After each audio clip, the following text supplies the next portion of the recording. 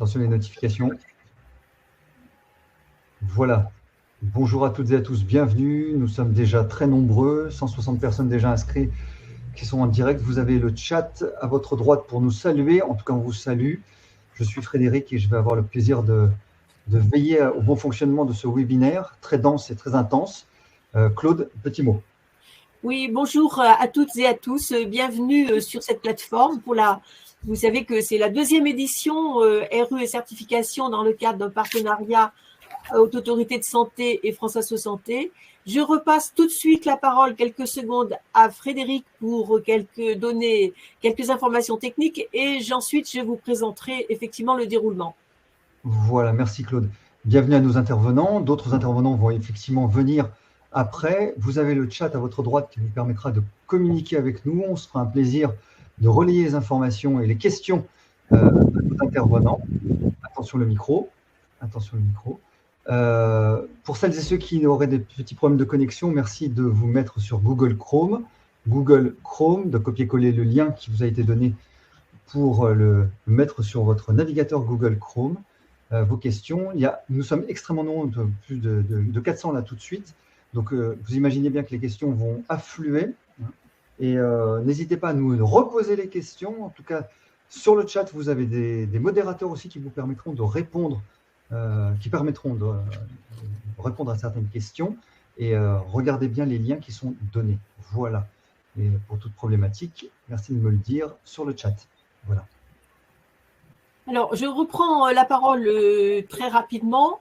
Déjà, sur la plateforme, nous avons 3 experts qui vont intervenir pour l'introduction et ensuite, je vais vous présenter très rapidement le déroulé pour que vous vous y retrouviez facilement. Donc, parmi les experts qui sont présents, chacun lèvera la main pour se faire reconnaître. Nous avons Amélie Lancio. Amélie, bonjour. Vous êtes directrice de l'amélioration de la qualité et de la sécurité des soins à la Haute Autorité de Santé. Et tout à l'heure, vous introduirez ce webinaire. Ensuite, nous avons Chantal Cateau. Chantal, bonjour Chantal. Chantal Cateau est membre de la commission de certification à la Haute Autorité de Santé en tant que représentante des patients. Elle est membre de l'association Le Lien qu'elle préside et aussi représentante des usagers en région Centre-Val de Loire. Ensuite, Anne Chevrier. Anne, bonjour. Anne vous êtes chef de service de certification des établissements santé à la Haute Autorité de Santé. Vous serez avec nous du début jusqu'à la fin de ce webinaire sur la plateforme et nous vous en remercions bien vivement. Donc, il y a aussi, que vous voyez, Frédéric Zenouda qui vous a accueilli. Frédéric, c'est le pilote de ce webinaire. Il en assure le bon déroulement et si vous avez des réclamations à faire sur le plan technique, vous les adresserez à Frédéric. J'assume. Moi-même, je suis vice-présidente de France Asso Santé. Je souhaite à tous la bienvenue et au nom de France Asso Santé, je vous remercie tous. Je sais que c'est vraiment un engagement que d'être là aujourd'hui pour transmettre toute votre expérience. Alors, vous ne le verrez pas à l'écran, mais il est là aussi. Gérard Raymond, le président de France Asso Santé et notre directeur général Marc Morel, qui vous salue, qui nous soutiennent et qui vous remercie pour votre participation. Alors, après l'introduction d'Amélie Lancio, d'Anne Chevrier et Chantal Cateau, il y a 3 établissements qui viendront nous présenter leur expérience selon les 3 phases. La phase amont, avec le centre hospitalier de La Roche-aux-Fées, la phase pendant la visite, avec le centre hospitalier de Dreux, et ensuite la phase après la visite. Que se passe-t-il après la visite avec le centre psychothérapique de Saint-Martin de Vignogoul. Chacun viendra présenter son expérience avec des représentants des usagers et ou des représentants d'établissement. Chaque phase sera présentée, sera suivie immédiatement d'un débat sur la phase elle-même. Donc, on discutera de la phase amont, de la phase pendant et de la phase après à chaque fois. Et ensuite, à la fin de cette présentation, parleront à 2 voix pour conclure ce moment de partage Anne Chevrier, donc qui est là, et Annie Morin, Annie, que vous verrez tout à l'heure, qui est représentante des usagers de la santé, membre de la commission de certification à la Haute Autorité, membre de l'association France Rhin et administratrice de France Asso Santé Occitanie. Elle animera la phase après la visite. Donc, merci à tous nos intervenants. Et tout de suite, pour ne pas perdre de temps, Amélie Lancio, la parole est à vous. Merci beaucoup. Bonjour à tous et à toutes et merci pour cette organisation et merci pour la présence de tous. J'entends qu'effectivement, il y a du monde. Donc, je suis Amélie Lancio, je suis médecin, chercheur et comme vous l'avez entendu, je dirige le service, donc la direction au fait de la qualité et de la sécurité des soins à la Haute Autorité de Santé. Donc aujourd'hui, cette conférence est destinée aux représentants des usagers en établissement de santé. Elle est organisée conjointement par France Asso Santé et par nous-mêmes, donc la Haute Autorité de Santé. Et c'est pour un moment d'échange autour de cette démarche de certification des établissements de santé publics et privés. Donc après une période de crise qui a été intense, qu'on a tous subi, aussi bien les professionnels que les usagers, dans un contexte actuel qui est difficile pour les établissements de santé, la qualité, la sécurité des soins, elle reste, elle sera toujours fondamentale pour le patient et ça constitue une valeur essentielle pour tous les acteurs qui interviennent autour de cette démarche de certification. Donc, comme vous le savez, l'objectif de la certification, c'est d'apporter une réponse donc aux usagers pour les informer donc du niveau de qualité dans les établissements de santé dans lesquels ils sont pris en charge, aux établissements de santé et aux équipes de soins pour leur donner des repères et des leviers pour améliorer leur pratique, le service rendu. Et enfin, donc, ça permet aussi à nos autorités, aux autorités de tutelle dans le cadre de la régulation de l'offre de soins pour l'ensemble du territoire. Et vous savez que c'est compliqué. Élaboré en collaboration étroite avec les professionnels, avec les représentants des usagers, cette 5e version de la démarche de certification des établissements de santé capitalise sur les 20 années d'expérience pour l'ensemble des établissements de santé nationaux. La démarche, donc la nouvelle démarche lancée en novembre 2020, ce nouveau référentiel permet de porter plus largement l'engagement des patients et de leurs représentants en faveur d'un rôle beaucoup plus actif dans le système de santé en général et dans le parcours de santé et de soins en particulier. Les retours d'expérience des visites réalisées au cours des 13 derniers mois ont montré que les acteurs de terrain étaient sensibles à une évaluation davantage orientée sur les pratiques professionnelles et les prises en charge de patients. Donc, je pense qu'on le verra dans le cours de l'après-midi. Que cette conférence soit une nouvelle occasion donc de s'enrichir des retours d'expérience présentés par des acteurs de terrain et de montrer que la qualité est pour les patients et les soignants un engagement partagé. Voilà, je vous souhaite une bonne conférence. Ton micro, Claude. Ton micro. Le micro, Claude. Merci Amélie Lancio pour le lancement de cet événement. Je passe la parole tout de suite à Chantal Catteau qui va introduire au nom de France Asso Santé. Chantal. Merci. Bonjour à tous. Donc, mesdames, messieurs, chers collègues, représentants des usagers en établissement de santé en région Centre-Val de Loire et impliqués sur le terrain dans la nouvelle certification, je siège aussi au nom de l'Union nationale des associations de santé, France Asso Santé, dans la commission de certification des établissements de la Haute Autorité de Santé. Le 24 avril 1996 fut le coup d'envoi d'une marche en avant de la certification de nos établissements de santé. De 1999 à 2022, la procédure est passée d'une affaire de professionnels et de respect des droits des personnes soignées à l'affaire de tous, avec la participation de chacune des personnes concernées. La reconnaissance du rôle des associations de santé dans la démocratie sanitaire en 2002 a favorisé l'introduction de nouveaux partenaires de l'amélioration de la qualité des soins, les représentants des usagers de la santé, nouveaux partenaires tant au niveau national que local, notamment avec la commission des usagers, l'ex-commission de la qualité et de la prise en charge, la bien nommée en 2002.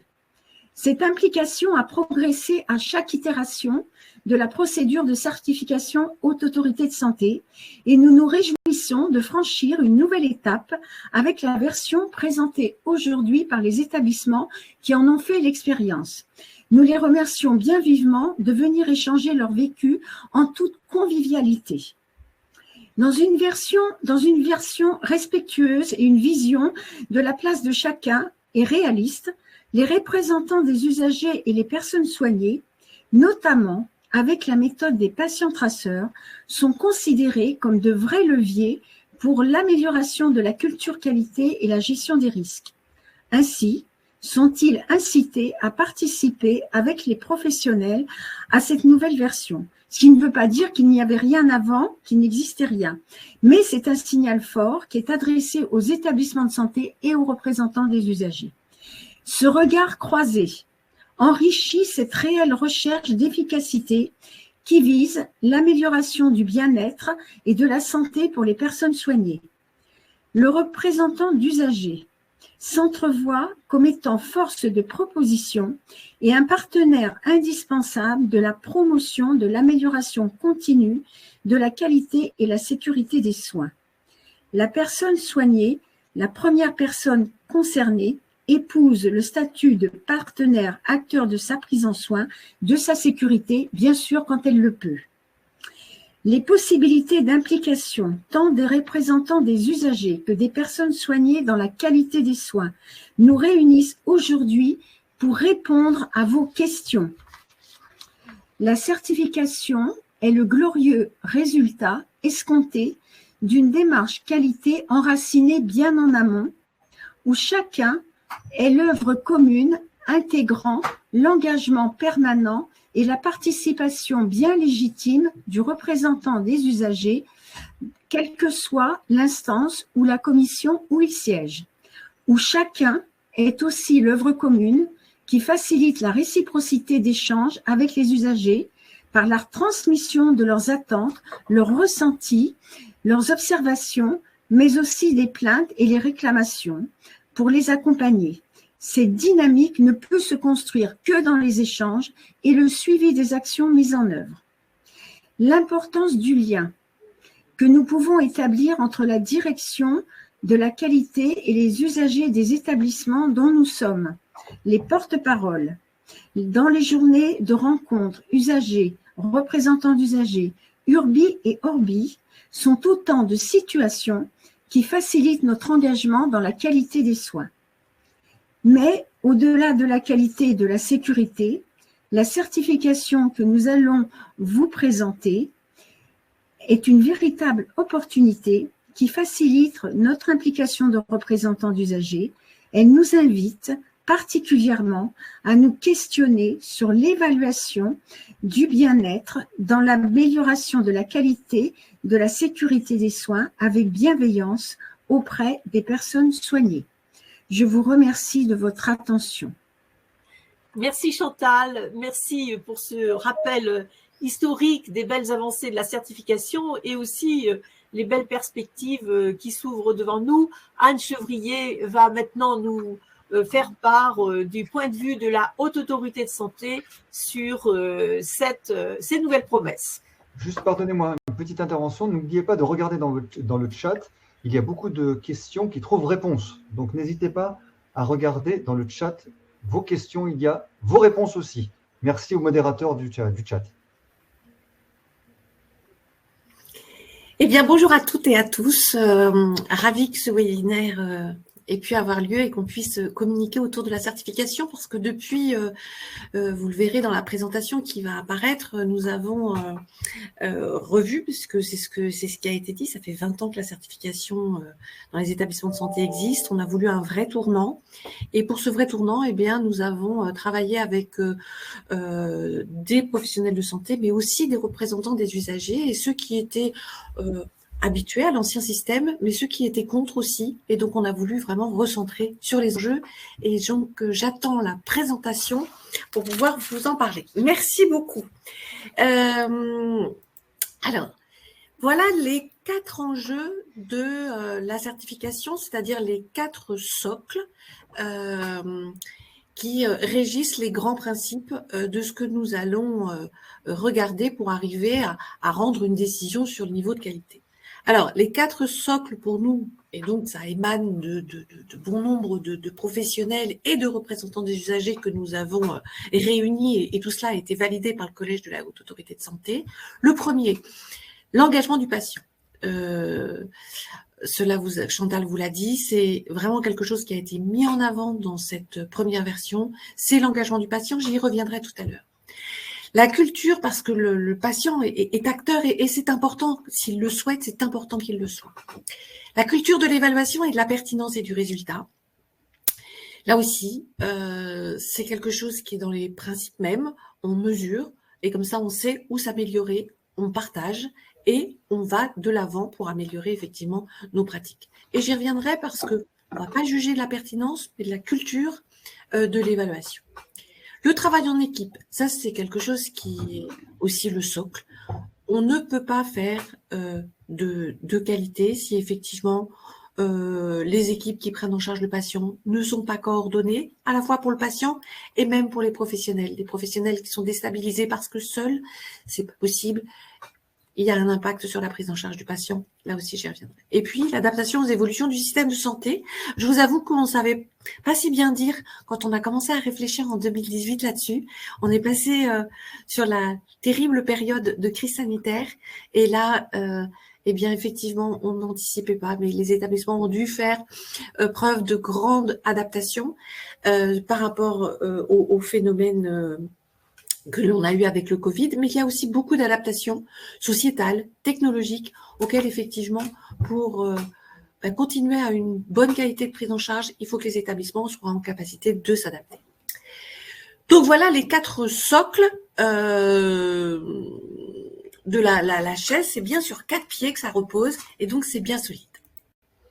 Alors, une nouvelle certification avec un tournant, déjà on a voulu écarter tous les acronymes.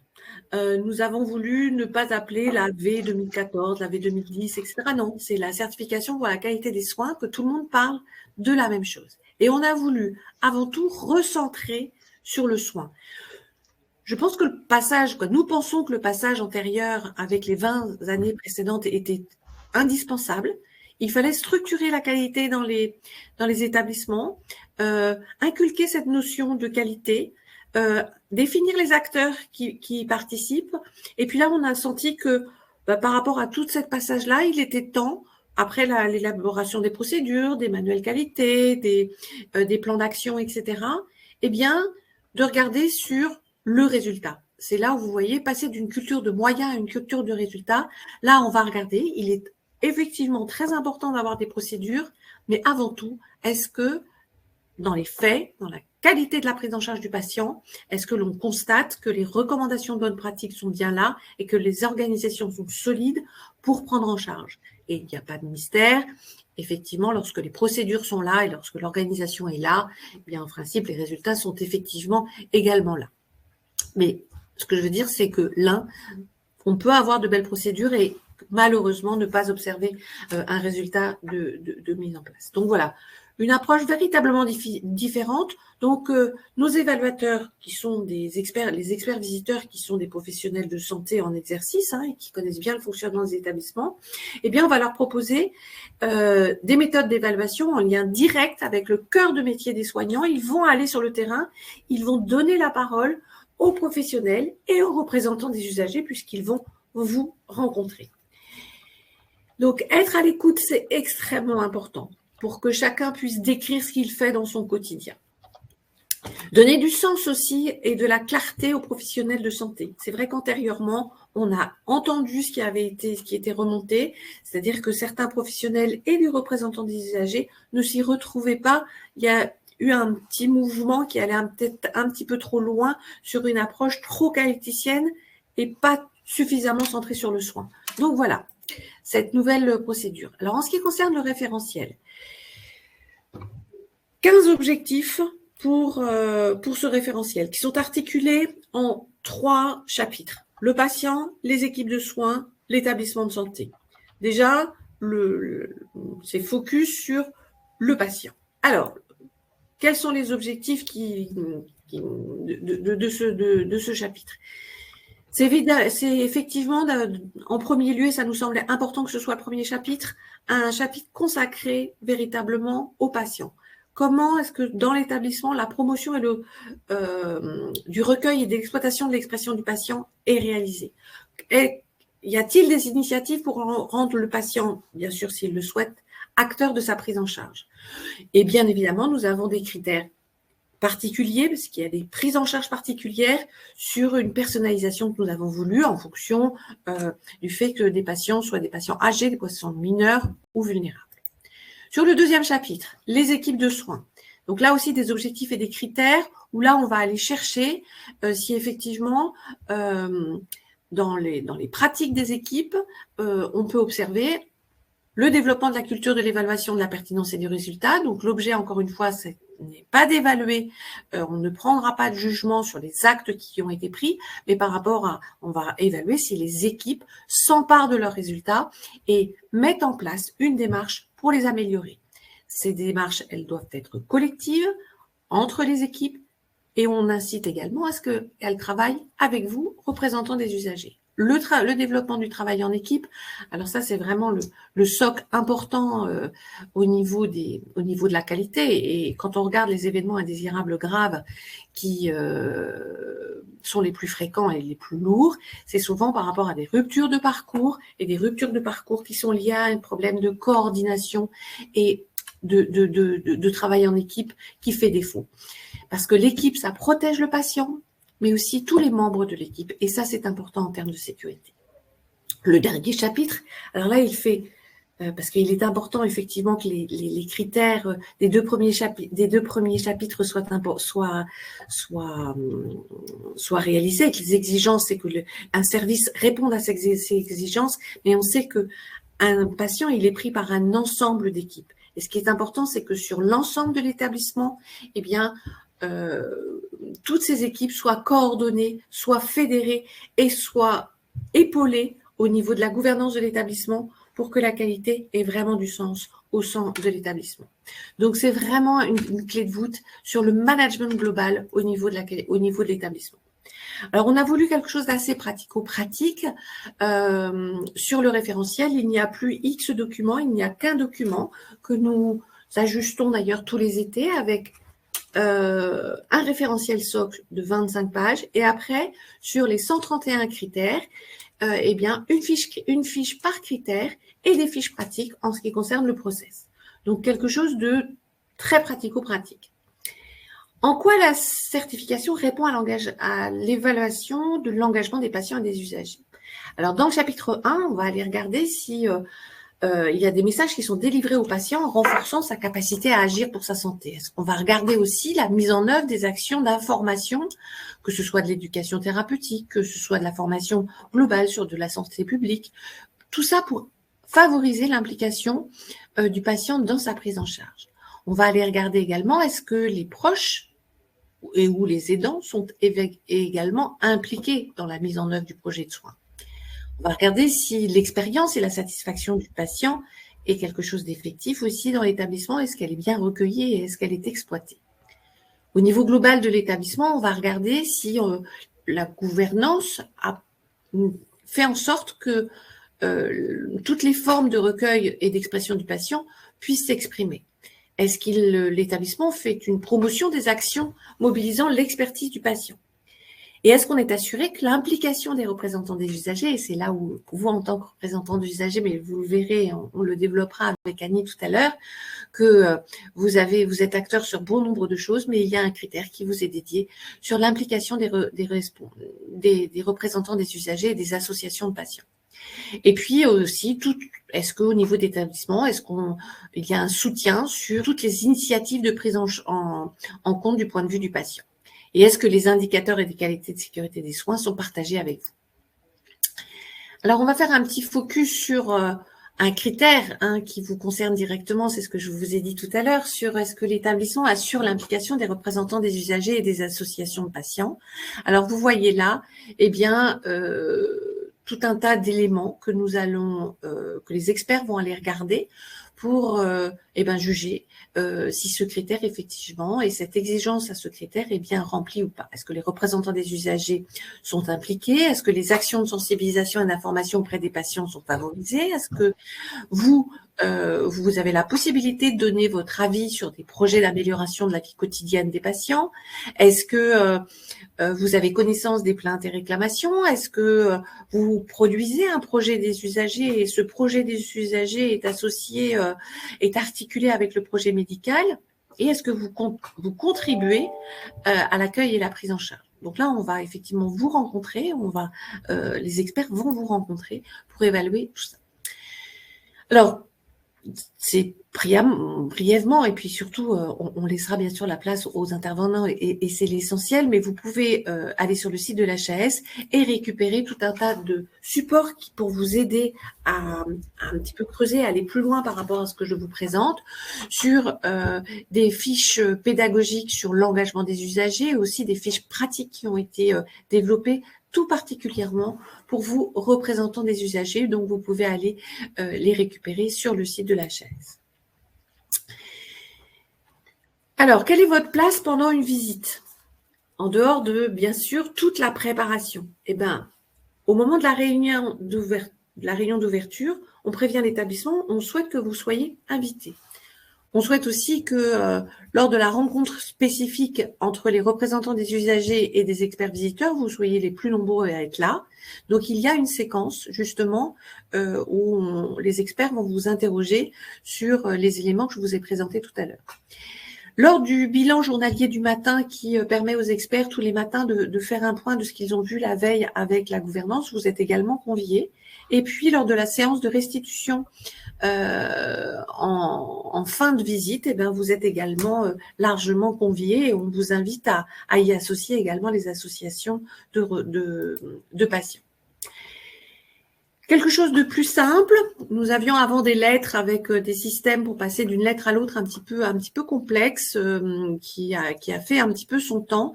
Là, 4 décisions possibles. Soit en décision verte, c'est le Golden Standard, c'est-à-dire que l'établissement est certifié et une nouvelle visite aura lieu donc 4 ans après. Il y a la possibilité d'avoir une mention pour ceux qui ont un très haut niveau de réponse aux exigences. Et puis après, il y a les établissements qui sont non certifiés. Alors, certains certifiés sous condamnation, c'est-à-dire qu'ils ne sont pas certifiés, mais néanmoins, on refait une visite complète sous environ 1 an à 18 mois et on leur donne cette chance de refaire une visite dans un temps relativement réduit. Et puis, il y a les établissements qui sont non certifiés. Alors là, on refera une visite, mais un petit peu plus tard, 12 à 24 mois après, ils n'auront pas la possibilité d'accéder sous 6 ou 12 mois à une nouvelle visite et à un nouveau changement. Donc voilà pour cette présentation un petit peu courte et donc je repasse la parole à Claude. Merci Anne. Merci aussi de nous rappeler que le souci de la qualité, c'est même pendant la crise et que c'est tout le temps, évidemment, que nous contribuons tous à essayer d'améliorer la situation des personnes soignées. Donc, merci à toutes les trois. D'ailleurs, vous avez tenu le timing, je vous en remercie infiniment. Merci pour cette belle introduction. Et voici maintenant venu le temps des partages. Donc, je vais être très brève. Je vais vous quitter. Je vais laisser la place à Alexis Vervial de France Asso Santé, qui est conseiller technique à France Asso, qui va poursuivre la conduite de cet événement. Et je vais en même temps inviter les représentants de l'établissement de La Roche-Chauffée à Janzé à se connecter. Au revoir et rendez-vous à la fin. Voilà, je pense aussi qu'il y a des personnes qui voudraient bénéficier des slides. Je pense que les slides seront disponibles sur l'extranet de vos correspondants. Voilà. Donc là, je me sens tout seul un petit peu quand même. Hein. Je pense que je ne vais pas assurer le reste du webinaire. Voilà.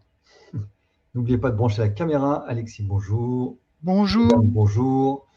Est-ce que tu me vois, Frédéric? Est-ce que c'est bon? C'est parfait. Eh bien, bonjour à toutes et tous. ravi de vous retrouver pour ce webinaire.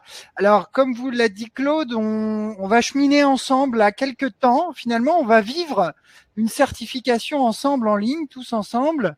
On va la vivre au travers de 3 étapes, hein, comme a mentionné Claude, l'avant-visite, la visite et l'après-visite. Et donc, on commence tout de suite avec un témoignage avec des établissements différents pour chaque phase. Je vous propose qu'on commence tout de suite finalement notre petit parcours de certification virtuelle. Et donc, on va commencer avec Jean Zé, qui est un établissement. Et qu'est-ce qu'on va faire avec Jean Zé? On va voir l'avant-visite de certification.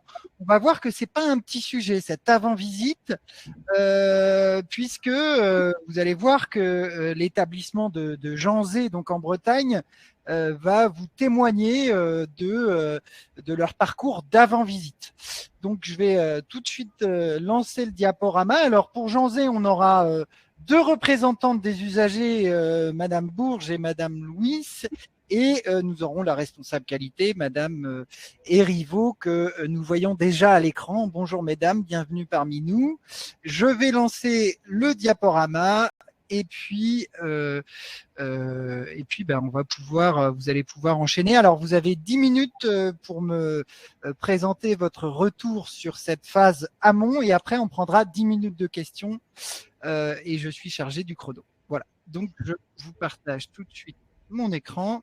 Je l'ai, Alexis, si tu veux. Hein, si tu ouais, bon, je me suis entraîné à le faire. Donc là, je ne sais pas si vous voyez le diaporama. Alors, je vais disparaître pour être laisser plus d'écran. Voilà. Voilà. Écoutez, donc nous voilà rendus en phase amont de la certification, donc en phase avant la visite. Nous sommes au centre hospitalier de La Roche-aux-Fées en Ille-et-Vilaine en Bretagne. Et la première question que j'ai à poser aux représentants des usagers et à Madame Erivo, la responsable qualité, c'est: pouvez-vous vous présenter succinctement et présenter votre établissement? C'est moi qui commence. Donc, bonjour à tous, Sylvia Erivo, je suis qualiticienne. Donc effectivement au centre hospitalier de La Roche-aux-Fées, qui est en Bretagne, qui est un centre hospitalier qui est membre du GHT Haute-Bretagne. 248 lits, petit établissement, réparti sur 2 titres géographiques. Le Teil de Bretagne, qui est également du coup en Bretagne, à quelques kilomètres de Janzé, et le centre hospitalier de Janzé, qui lui du coup a un pôle sanitaire de 40 lits et un EHPAD de 149 lits. Alors juste pour information, le sanitaire de 40 lits, c'est donc médecine SSR, c'est un seul même site géographique, une seule même unité, avec une seule équipe en fait professionnelle. Et je vais laisser du coup Madame Bourges et Madame Louis se présenter avec la diapo suivante. Merci. Donc, moi, je suis Marianne Louis et moi, je suis Solange Bourges. Donc, dans l'établissement de Janzé, nous sommes 2 titulaires. Nous n'avons pas de suppléants pour le moment. Nous sommes érus dans un seul établissement. Et je peux ajouter aussi que nous habitons sur le même secteur géographique que là où se trouve ce centre hospitalier. Le flyer que vous avez sous les yeux, c'est le flyer qu'on utilise, par exemple, lors des permanences et pour toute autre information dans l'établissement. Très bien, merci. Alors, merci pour cette présentation synthétique. Du coup, on rentre tout de suite dans le vif du sujet de cette étape préalable à la visite, cette préparation finalement de la certification. Qu'est-ce que vous pouvez nous dire du rôle du représentant des usagers? Comment est-ce que vous avez préparé cette certification tous ensemble, main dans la main, responsable qualité et représentant des usagers? Je vous laisse la parole. Alors, ça se traduit sous la forme d'un joli puzzle, c'est le nôtre, avec un puzzle central, enfin une pièce de puzzle centrale qui est un assemblage d'équipes et en équipe pour s'y préparer. Alors derrière le mot équipe, il faut entendre que c'est un travail en partenariat avec… Alexis, est-ce que tu peux juste masquer, s'il te plaît, la barre en bas? À côté d'arrêter le partage, il y a masqué. Ok. Je te remercie, pardon. Excusez-moi, mesdames. C'est rien. Donc, travailler en équipe, en partenariat du coup avec les membres des équipes qualité du GHT et également les membres de la CDU du GHT. Derrière le mot équipe également, c'est un engagement, une implication, une reconnaissance forte de l'équipe de direction, non seulement dans la démarche qualité, mais aussi sur les missions en fait de nos représentants des usagers. Derrière l'équipe, c'est l'équipe qui travaille directement et indirectement auprès du patient dans sa prise en soin. Et derrière l'équipe également, et ben, ce sont nos deux représentants des usagers que vous avez ici devant vous parce qu'elles font partie intégrante de notre équipe. Ce puzzle, du coup, a été... notre préparation à l'assertif n'est pas que, parce qu'on n'attend pas du coup, la certification pour travailler sur la qualité. En tous les cas, on a beaucoup renforcé les outils proposés par la Haute Autorité de Santé, qui sont donc le patient traceur, le parcours traceur et les autres systèmes. Nos RU sont à minima informés de ce qui se passe en fait dans l'établissement sur ces différentes pièces.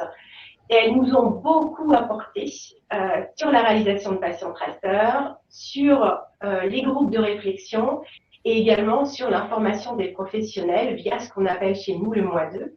Et je laisserai du coup Madame Bourges vous en parler sur la diapo suivante.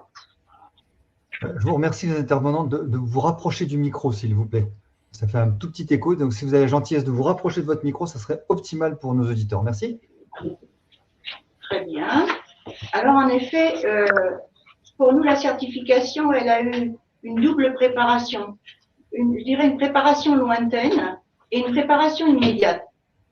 Dans la préparation lointaine, je vais m'arrêter sur deux points déjà indiqués par Madame Herriveau. C'est la réalisation de patients traceurs.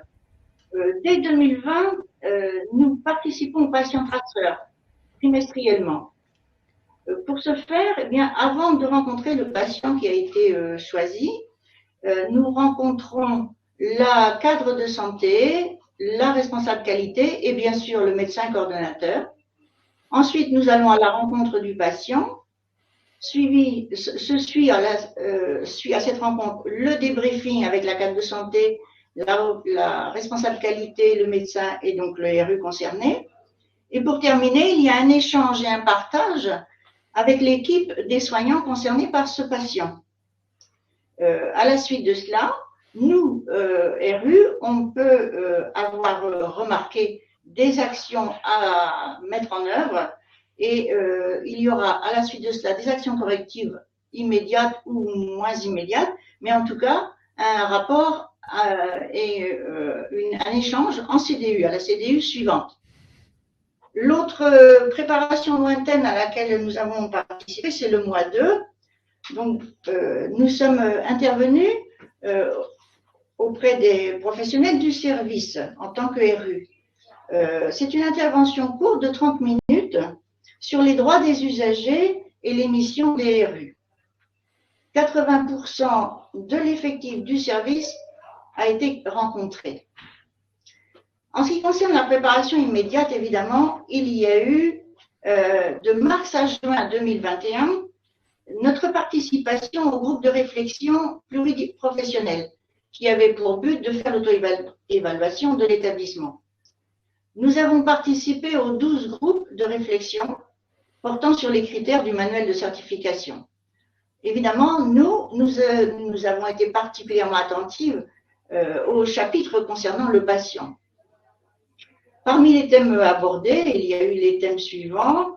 La liste n'est pas exhaustive, mais il y a eu l'accueil, les droits et libertés, l'information et le consentement du patient, la maîtrise des risques, la stratégie, le management, la prise en soin, la préparation de la sortie des patients, etc. Très bien, donc merci beaucoup. Donc on va maintenant arriver à la dernière phase de votre intervention avant les questions. Finalement, on va arriver peut-être dans la phase la plus intéressante puisqu'on va parler de votre ressenti sur cette phase amont à la visite. Alors finalement, ma dernière question, c'est comment est-ce que vous avez vécu cette phase d'amont de la visite? Comment est-ce que vous avez ressenti les choses? Quelles ont été vos difficultés? Donc là, je vous laisse la parole pour répondre sur plus ce ressenti d'avant et de préparation de la certification.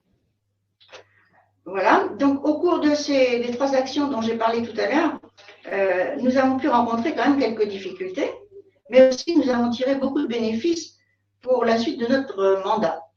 Alors, concernant le patient traceur, les difficultés que nous avons rencontrées ont été de 2 ordres. La première, c'était de trouver notre place, nous en tant que RU, surtout les premières fois, entre le patient et le médecin coordonnateur. Sachant que le patient traceur est entendu essentiellement sur le soin. Deuxième petite difficulté que nous avons pu nous rencontrer au début, c'est qu'étant donné que nous habitons le même secteur géographique que là où se trouve l'établissement, eh bien, il est arrivé que l'on connaisse très bien les patients. Donc, on s'est fait un devoir de ne pas rencontrer des patients que nous avons dans nos relations ou que nous connaissons bien. Alors, en revanche, donc beaucoup de bénéfices ont été retirés de cette action. C'est le recueil d'informations négatives, mais aussi positives. Nous n'oublions pas les éloges qui peuvent remonter lors de l'écoute et de l'échange entre le médecin et le patient.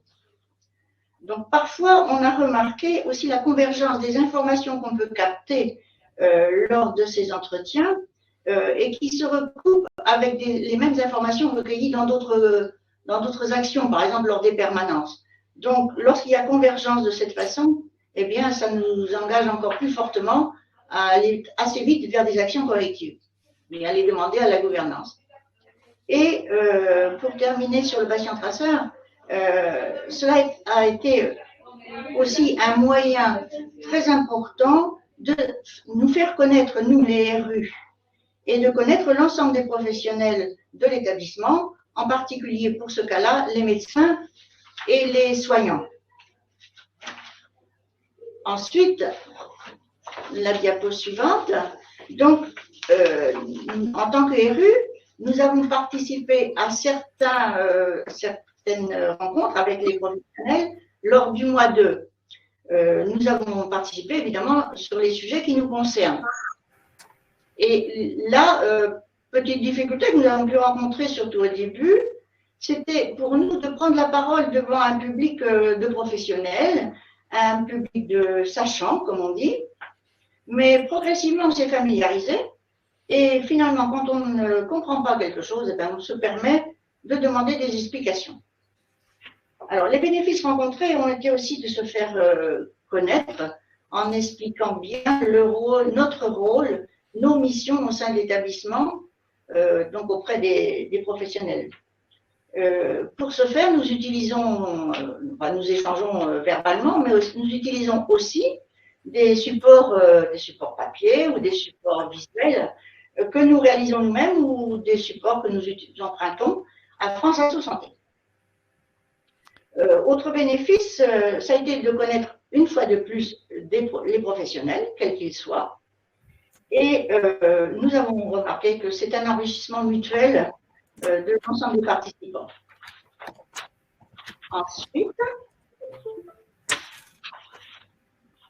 troisième étape, donc nous avons participé, comme je l'ai dit tout à l'heure, au groupe de réflexion pluriprofessionnelle.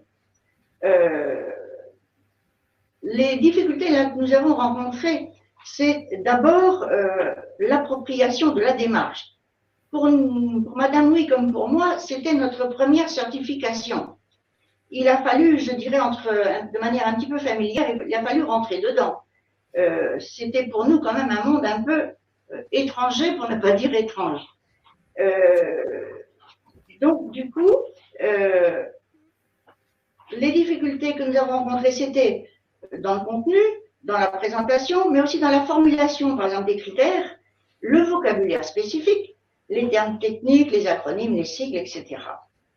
Et autre difficulté que nous avons eue, c'était quand même l'aspect temps, puisque nous avons participé aux 12 réunions de 2 heures chacune, étalées sur 3 mois.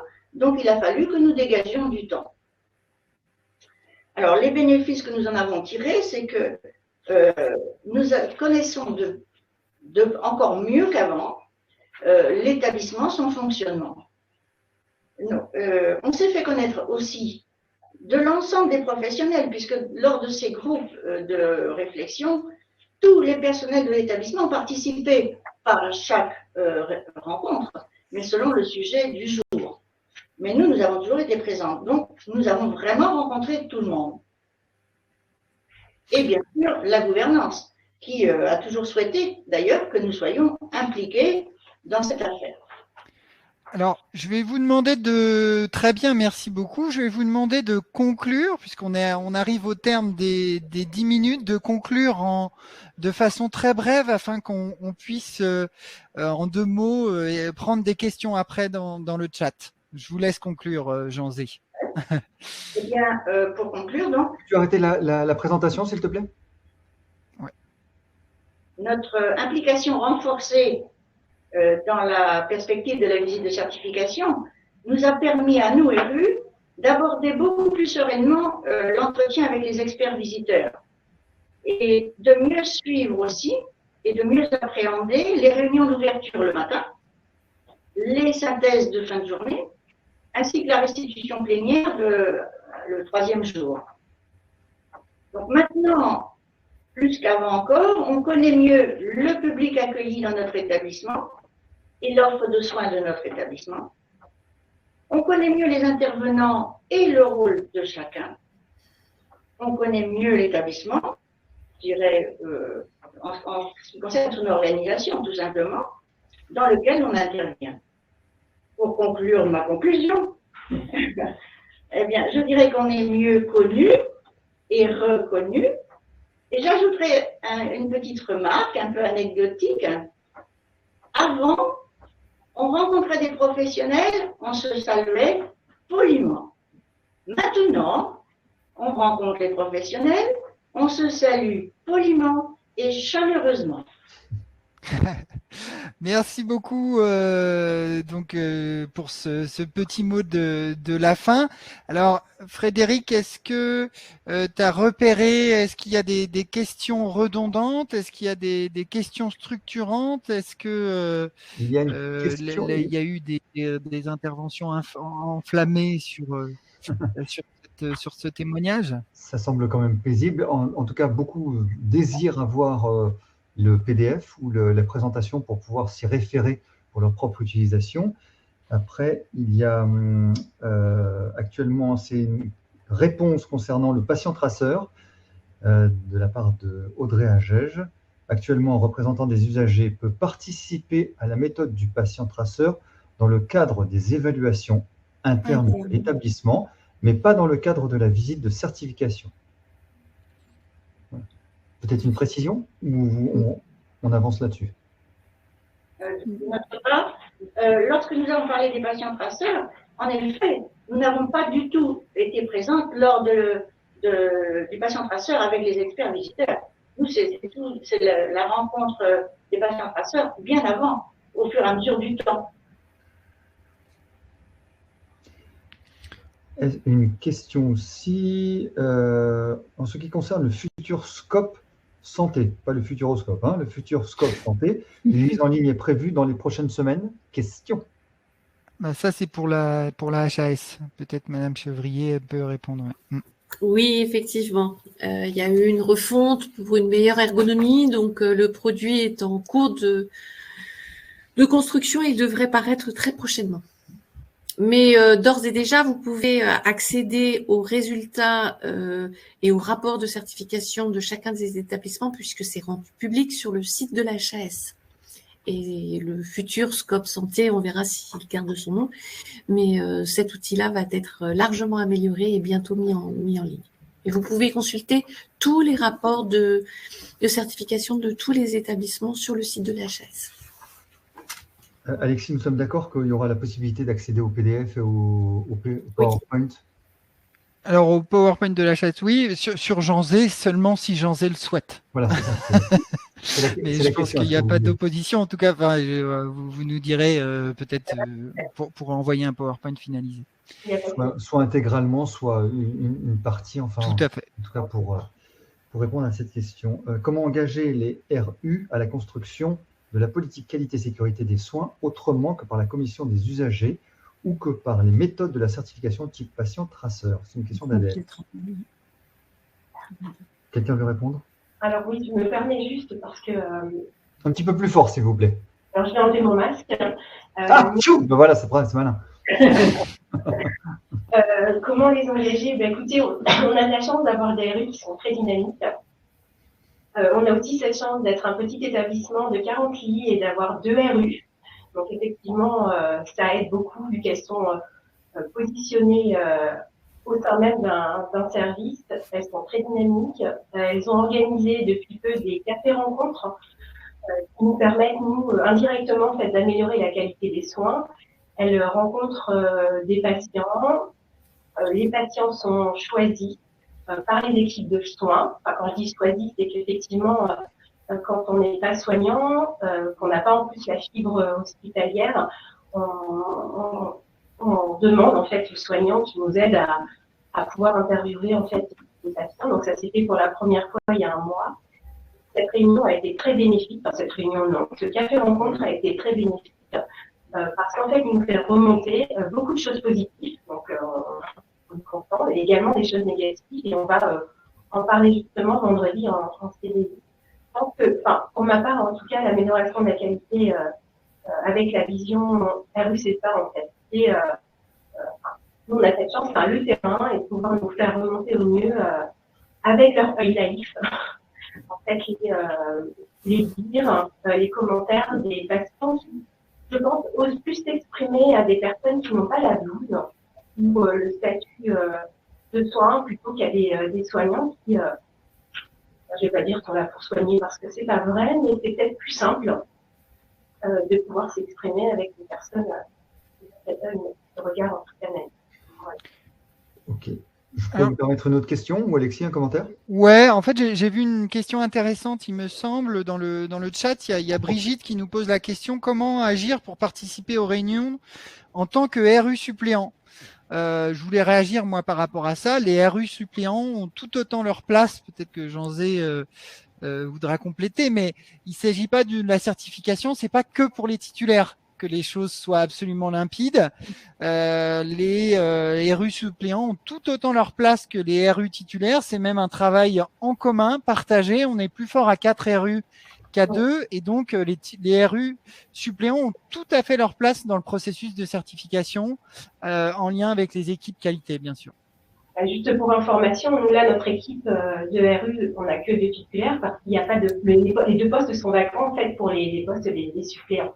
Effectivement, il y a 2 ans de ça, on avait 4 RU avec nous et travaillaient main dans la main, du coup, auprès de nos patients. Une question: comment gérer le secret médical envers le RU lors du patient traceur? Je sais pas qui Comment si je peux me permettre, c'est la haute autorité, hein, c'est la raison pour laquelle nous autorisons pas en visite, puisque le patient traceur, c'est un principe. Hein. Déjà, il y a le patient traceur qui est fait en visite de certification pour la qualité des soins. Le principe, c'est la rencontre d'un patient pour lui faire raconter son parcours. Là, on axe essentiellement sur le soin, et donc il y a des informations médicales qui n'ont pas à être divulguées, et c'est la raison pour laquelle Audrey Agege a répondu tout à l'heure en disant que nous seuls, des experts médecins, réalisent cette méthode-là, parce que même des non-médecins, quand ils ne participent pas au projet de soins du patient, ne sont pas autorisés.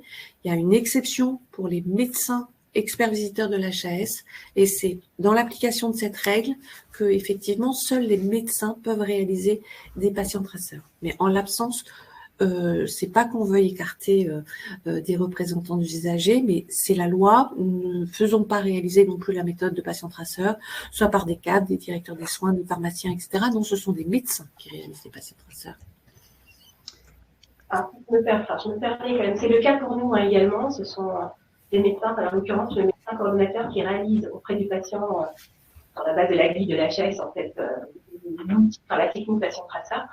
Moi-même et Madame Bourges et moi-même, ou Madame Wu et moi-même sommes présentes, mais plus en termes d'observateurs, on ne pose pas du tout de questions.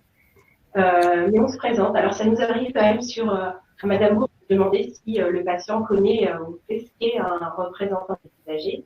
C'est le premier point. Et deuxième point, le secret professionnel, il y a une convention entre guillemets avec la direction, avec la directrice, qui a demandé du coup à RU qui participe effectivement ce secret de partager le secret professionnel.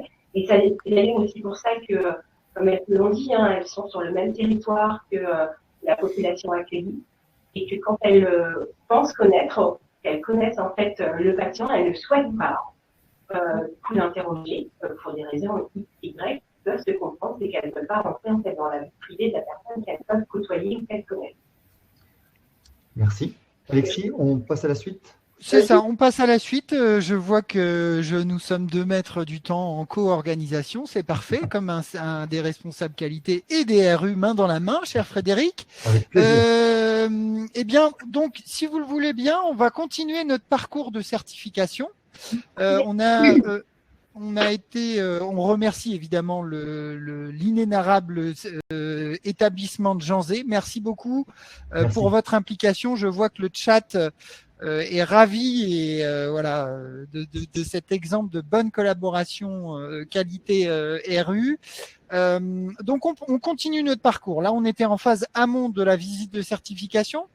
On va maintenant passer par la suite à la phase de visite de certification en elle-même, et je vais passer tout de suite la main à Chantal Cateau, que vous voyez en bas de l'écran, qui va vous expliciter cette phase avec un centre hospitalier non moins célèbre que celui de Janzé, c'est celui de Dreux. Chantal, à toi la main.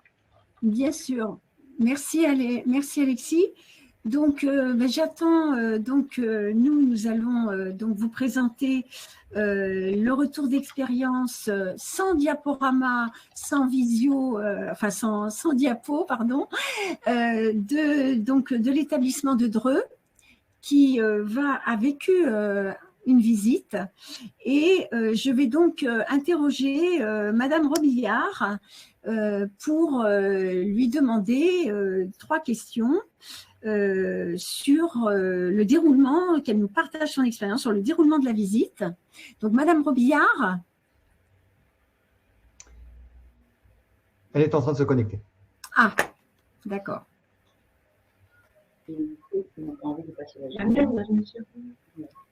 Non, c'était pas le bon lien.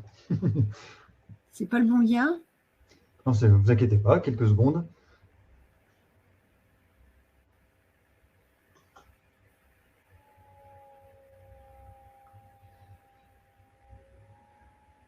Voilà, en attendant, je vous invite quand même à regarder dans le chat les questions, plutôt les réponses qui sont données à vos questions. Il y en a énormément. Donc, n'hésitez pas. Je vous rappelle aussi que vous aurez la possibilité de regarder ce replay qui vous sera envoyé, non pas envoyé, qui sera à disposition sur le site de France Asso Santé et certainement de la HAS aussi. N'hésitez pas à vous rapprocher de nous pour cela, on n'hésitera pas. Et donc là, normalement, Madame Robillard, est-ce que Madame Robillard, de quel CHU? L'hôpital de Dreux. Madame Agèche qui répond, est prévue dans la prochaine semaine, donc ça c'est marqué. Chantal, c'est à vous. Oui, Monique. Je ne vois rien, je ne les vois pas. Moi non plus, donc ils ne sont pas encore connectés. Donc, c'est pas possible. Que se passe-t-il? Ne vous inquiétez pas. Voilà. Non, Alexis, c'est Alexis. Je propose que tu chantes, Fred, en attendant. Je veux bien. Alors, c'est d'actualité, on va chanter la Marseillaise. Donc, tout le monde debout, s'il vous plaît. Quelques instants encore, on va retrouver l'intervenant, je ne sais pas. Oui, parce que normalement, ils doivent être connectés. Ah, ils ne répondent pas au téléphone, donc ça ne devrait pas tarder, ne vous inquiétez pas. On va pouvoir y arriver. Elles ne répondent pas. Oui, je vois ça. Donc, Que se passe-t-il? Oh là là, c'est pas donc possible. est-ce que cette question peut attendre un tout petit peu? On peut passer à la question suivante ou pas? Ben, disons que ce qui est dommage, c'était que j'avais 3 questions qui ont été préparées. Hein, Oui, on entend bien. préparées. Comment s'était déroulée la visite et quels étaient les moments, les temps forts qui avaient marqué la visite. Et où, donc, voilà, elle avait vraiment des choses à exprimer. Donc, il n'y a pas de raison qu'elle ne vienne pas. Le cœur, c'était sur les échanges, le temps de rencontre avec les experts visiteurs. Ah, c'est peut-être… C'est quoi qui remplace? Voilà. Madame Robillard. Oui, c'est bon, ça marche. C'est bon, on est là. Vous êtes là? Oui, je suis là. Bonjour, Madame Robillard. Voilà, vous croyez? Ne parlez pas en même temps, juste parler l'un après l'autre, s'il vous plaît. Merci. Alors, Madame Robillard, je prends la parole pour vous demander bonjour et merci beaucoup d'être là avec Madame le docteur Papillon. Oui, bonjour. Je suis là, bonjour. Voilà. Bonjour. Donc, nous avions convenu que vous interveniez aujourd'hui pour nous présenter le retour d'expérience de la visite qui a eu lieu à Dreux il y a 2 mois, il me semble. Et je vais donc vous laisser la parole pour vous exprimer et vous nous direz comment la visite s'est déroulée dans la première question. Quels ont été les moments qui vous ont marqués? Pour les temps forts, la connaissance de la certification, l'implication dans l'établissement, comment vous avez été associé aux échanges, au temps de débriefing et autres éléments éventuels qui vous appartient de nous révéler. À vous, Madame Robillard. Eh bien, bonjour à tous. Tout d'abord, merci de nous avoir choisis. Donc, je vais me présenter. Je suis donc Monique Robillard. Je suis représentante des usagers à l'hôpital de Dreux depuis 2015.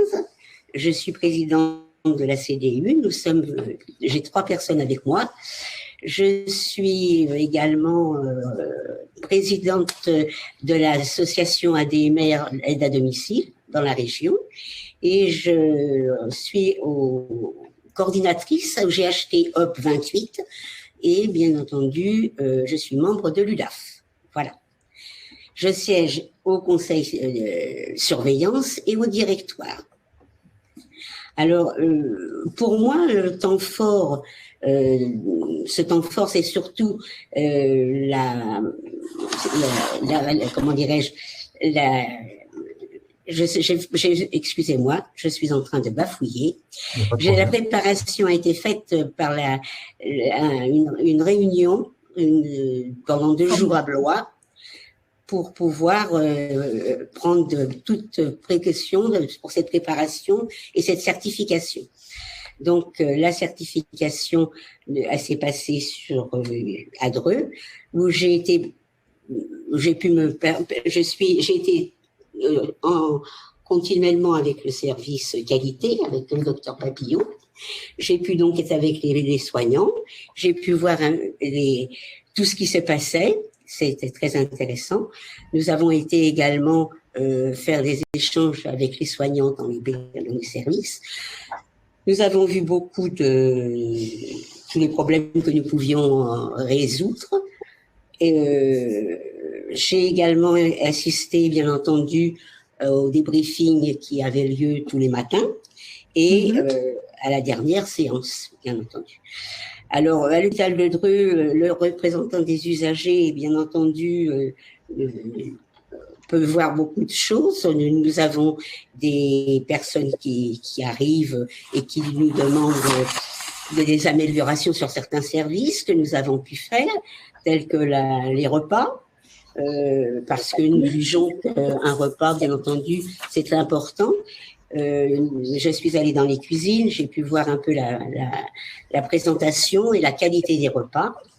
Donc, il y a également, nous avons pu mettre au point la sortie des personnes âgées aux urgences, qui ne doit plus se faire de nuit.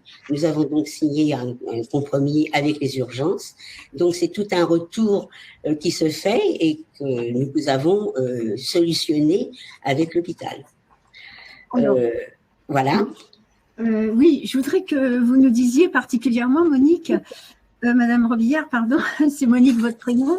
Qu'est-ce que vous avez retenu particulièrement dans les temps de l'échange, la rencontre avec les experts visiteurs, vous et vos collègues?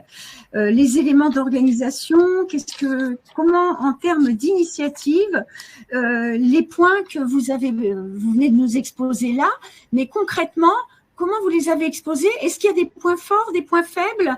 Est-ce qu'il y a eu des choses que vous avez pu révéler dans le sens de l'amélioration et de la qualité des soins? Oui, bien entendu, c'est ce que je viens de vous dire. Avec les experts visiteurs, on a pu leur expliquer effectivement tout ce que nous pouvions pointer du doigt qui ne va pas et les améliorations qui se sont faites à la suite de ça. Là, il n'y a aucun problème. Des améliorations sur certains soins, sur certaines qui ont été faites. D'accord. Ces améliorations, Madame Robillard, vous y participez dans des groupes de travail, dans des instances? Comment vous êtes associés? Alors, dans des groupes de travail et dans des instances. D'accord. Vous participez activement oui, parce qu'à l'hôpital de Dreux, le représentant des usagers est très reconnu et nous sommes vraiment sollicités par le service qualité, par les soins et par la gouvernance à pouvoir donner notre idée et essayer d'améliorer les améliorations qu'on peut apporter. D'accord. Les améliorations en termes de par rapport aux patients, oui. sur des améliorations sur le confort, sur le bien-être. Alors sur le confort, le bien-être. Là, nous avons maintenant une infirmière qui s'est spécialisée pour des massages pour nos patients qui sont en longue durée et qui souffrent bien souvent quand donc elle vient et elle peut apporter cette amélioration. Et cette amélioration, c'est nous qui l'avons demandé pour qu'elle puisse être formée à ça. Alors, j'aurais voulu vous poser une troisième question parce que bon. Surtout, comment, après justement ce temps vous nous avez dit que vous aviez été au débriefing, voilà, et quel message vous feriez passer aux autres représentants des usagers qui nous écoutent là? Et j'aurais voulu vous entendre dire qu'est-ce qui vous a enthousiasmé par rapport à justement cette rencontre, ces échanges, ce climat aussi qui régnait durant la visite, et quel message, qu'est-ce que vous auriez envie de dire aux représentants d'usagers qui n'ont pas encore eu la visite de certification? Quel conseil vous leur donneriez? Eh bien, écoutez, pour moi, le temps fort de la visite, c'est une rencontre avec des professionnels. C'est ça surtout ça renforce notre place de représentants et démontre que nos interventions sont importantes. Les représentants des usagers apportent beaucoup d'humanité et ils doivent savoir s'imposer avec diplomatie et surtout beaucoup d'empathie pour pouvoir vraiment être en bon terme avec tous les soignants et apporter le mieux que l'on puisse faire. Maintenant, moi, je trouve au centre hospitalier de Dreux, nous sommes connus et nous apportons beaucoup, nous sommes écoutés. Mais pour ma part, je pense que la certification, c'est une chose extraordinaire et qui est très bien, mais elle devrait se faire en continu pour le respect et la qualité des soins. Quand vous dites que pour vous trouver que c'est une chose qui est très bien, pourquoi et sur quels critères, sur quels éléments vous vous appuyez pour nous dire que vous trouvez que la certification c'est très bien? Eh bien, c'est très bien parce qu'effectivement, il faut quand même toujours se remettre en question. Les soins sont donnés, sont très bien donnés, mais on peut toujours les améliorer. Écouter le malade et est à son écoute le plus souvent. Merci beaucoup, l'établissement de Dreux. Alors, on arrive au terme de l'intervention. Alors, moi, j'ai repéré une question qui est intéressante. Il y a des questions. Il y a Loïc qui nous dit, pour Dreux, il est important que nous sachions comment la restitution des experts visiteurs s'est passée. Donc ça, je ne sais pas si l'établissement de Dreux peut nous répondre sur cet aspect-là de restitution des experts visiteurs. Oui. Dites ce que vous avez sur la restitution, ce que vous en avez ressenti. Qu'est-ce que vous avez ressenti sur la restitution? Ah oui. Il y a toujours, bon, on ressent la restitution est là, on est content quand elle est bien, mais on sait toujours qu'il va falloir l'améliorer, cette restitution. Savoir tout ce qui nous a été dit, on va améliorer au mieux ce qui peut ne pas aller. Est-ce que vous trouvez que ça a été clair, compréhensible? Alors, de toute façon, la restitution est claire, hein, il n'y a aucun problème. Elle est claire et nette, et elle est compréhensible. D'accord.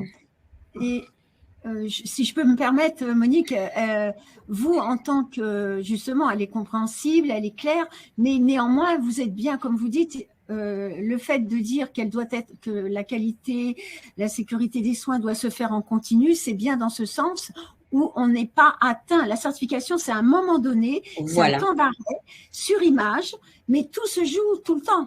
D'accord? Ah oui, ça doit se jouer en continu. Voilà. Bien sûr, c'est pas un arrêt, une fin.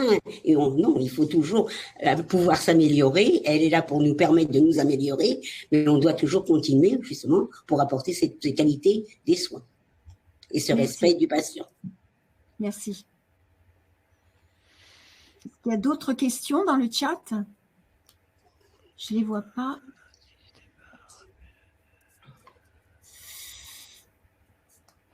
Non, apparemment, c'est... Non, c'est surtout du commentaire, hein, Fred. Je ne sais pas ce que tu en penses. Il n'y a pas de question. A priori, il n'y a pas de question. Si vous voyez que votre question n'est pas traitée, n'hésitez pas à nous la renvoyer. Vous êtes extrêmement nombreux, hein, donc pardonnez-nous s'il y a certaines questions qui passent à l'as. N'hésitez pas à les remettre dans le flux pour qu'on puisse les envoyer. Avez-vous entendu qu'une fiche anomalie a été notifiée? Ah bon? Voilà. Non. On avance alors peut-être, Alexis? Eh bien, parfait. Bah, écoutez, s'il n'y a pas d'autres questions à ce stade, j'ai vu la question de Claude, mais c'est la question qu'on a juste avant posée sur la restitution des experts visiteurs. Bien, donc nous avançons dans notre parcours de certification. Et nous avons fait la phase amont, la visite, nous avons fait la phase visite avec le centre hospitalier de Dreux, bien sûr. Nous allons maintenant passer en phase post-visite. Après la visite, nous avons le plaisir d'accueillir Annie Morin qui va animer cette séquence. Et cette fois-ci, elle va nous présenter son établissement, le centre Saint-Martin. Et donc, Annie, à toi les studios pour cette phase, j'allais dire, post-visite après. Et je m'en vais pour laisser la place. Nous sommes avec Dr Charvit, c'est ça? Vous nous entendez, vous nous voyez? Vous n'avez pas connecté le micro.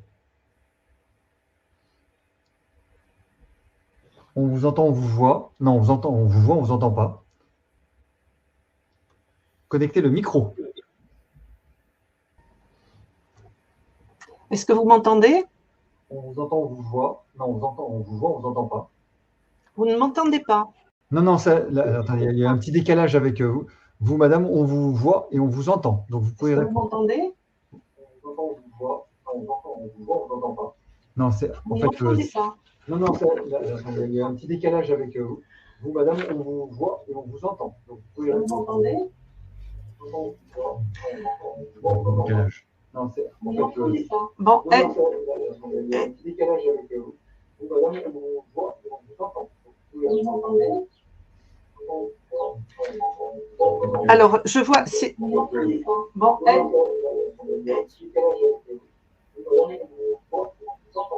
il y a un gros décalage. Est-ce que vous avez la gentillesse de vous reconnecter? Alors, je vois. Bon,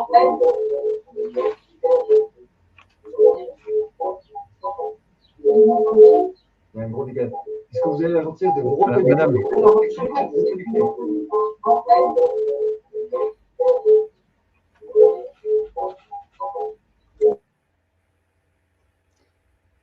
Il faut se reconnecter et se déconnecter. Dans ces cas-là, c'est le seul moyen.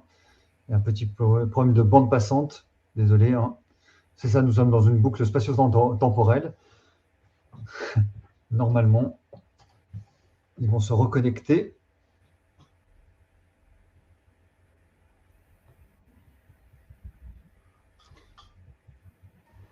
Voilà. Normalement, voilà, c'est bon. Vous m'entendez? C'est bon? Oui, c'est bon. Tout est bon. Voilà. Bon, ben écoutez, donc je suis Annie Morin. Je pense que la casquette qui intéresse les personnes qui sont autour de l'écran aujourd'hui, c'est surtout ma casquette de représentant des usagers. Donc, bon, j'ai des mandats locaux, territoriaux, régionaux, et je fais partie de la commission de certification des établissements de santé, et je suis formatrice au niveau de France Asso Santé. Voilà, j'en dirai pas plus pour ce qui me concerne.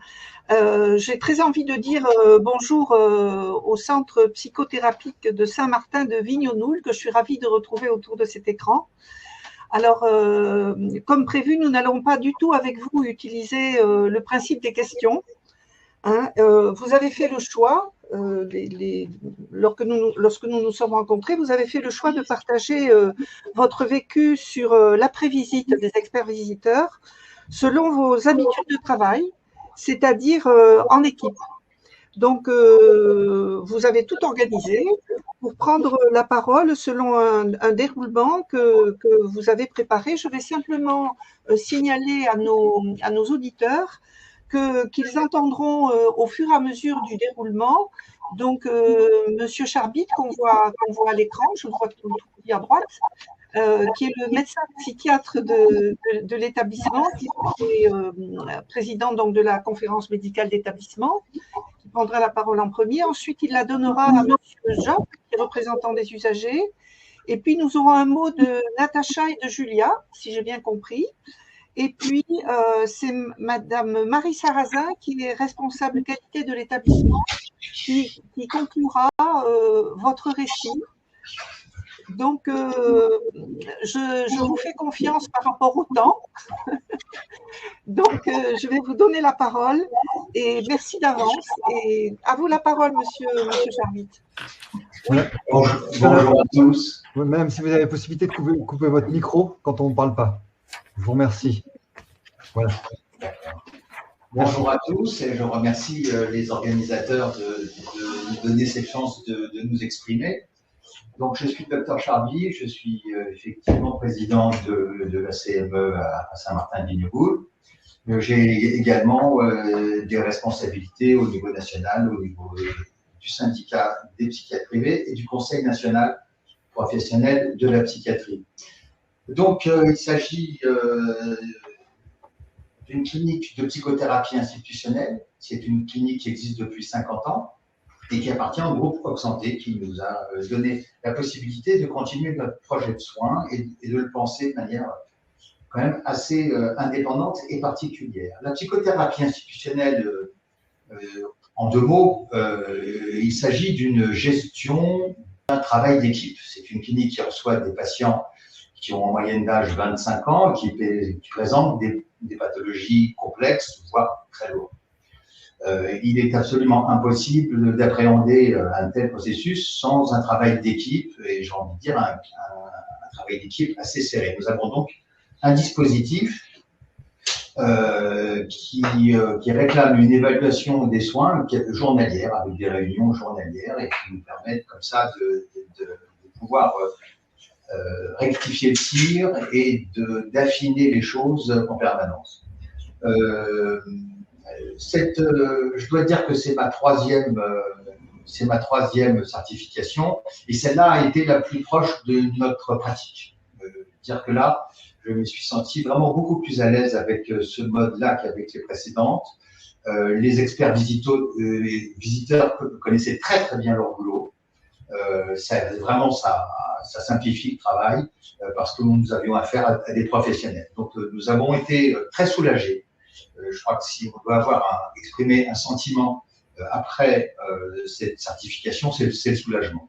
soulagement d'avoir affaire à des gens qui connaissaient le métier, des gens du métier, avec qui il a été possible de travailler très facilement.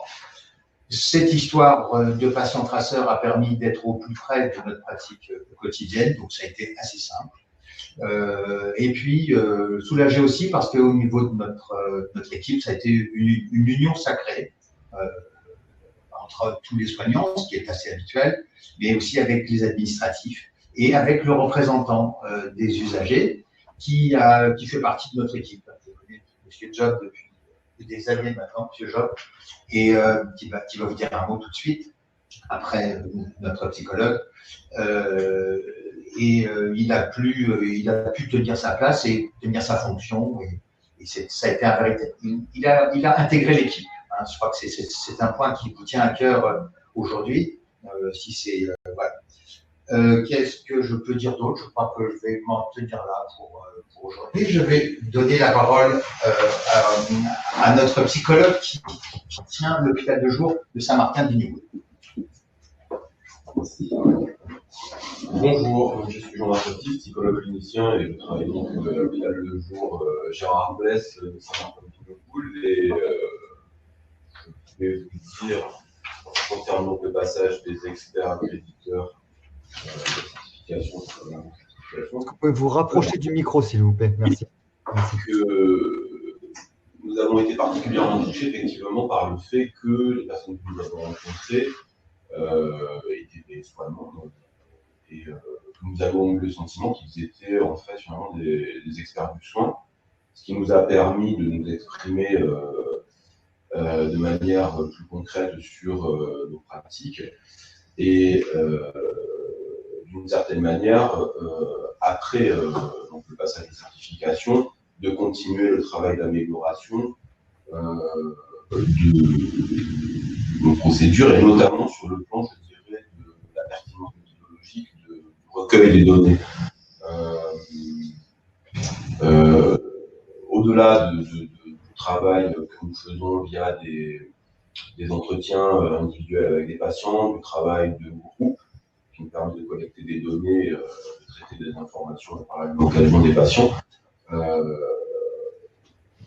y avait jusqu'ici un travail qui se faisait aussi via un questionnaire qu'on appelle un questionnaire de satisfaction, qui nous mène aujourd'hui à travailler sur ce qui serait plutôt de l'ordre de questionnaire d'auto-évaluation clinique. Voilà, c'est un travail qui est mis en œuvre, encore non abouti pour l'instant, puisque la certification est assez proche finalement. Voilà, donc en fait, cette certification a dépassé la position qui jusqu'ici, de mon point de vue de psychologue, évidemment, était à mon goût très administrative et cette fois beaucoup plus qui nous a plus intéressé parce qu'elle était plus enclin à traiter la question du soin. Voilà. Je crois que je vais m'arrêter là, je vais passer la parole à M. Jeune.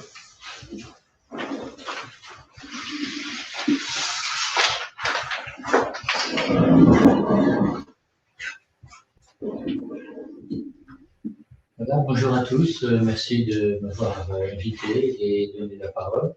Voilà, je m'appelle Jean-Olivier Job, je suis représentant des usagers à la clinique Saint-Martin-de-Villeneuve depuis 15 ans maintenant, depuis 2003 à peu près, 2005, 2008. 2008, ouais, enfin depuis des années, disons, voilà, depuis des années.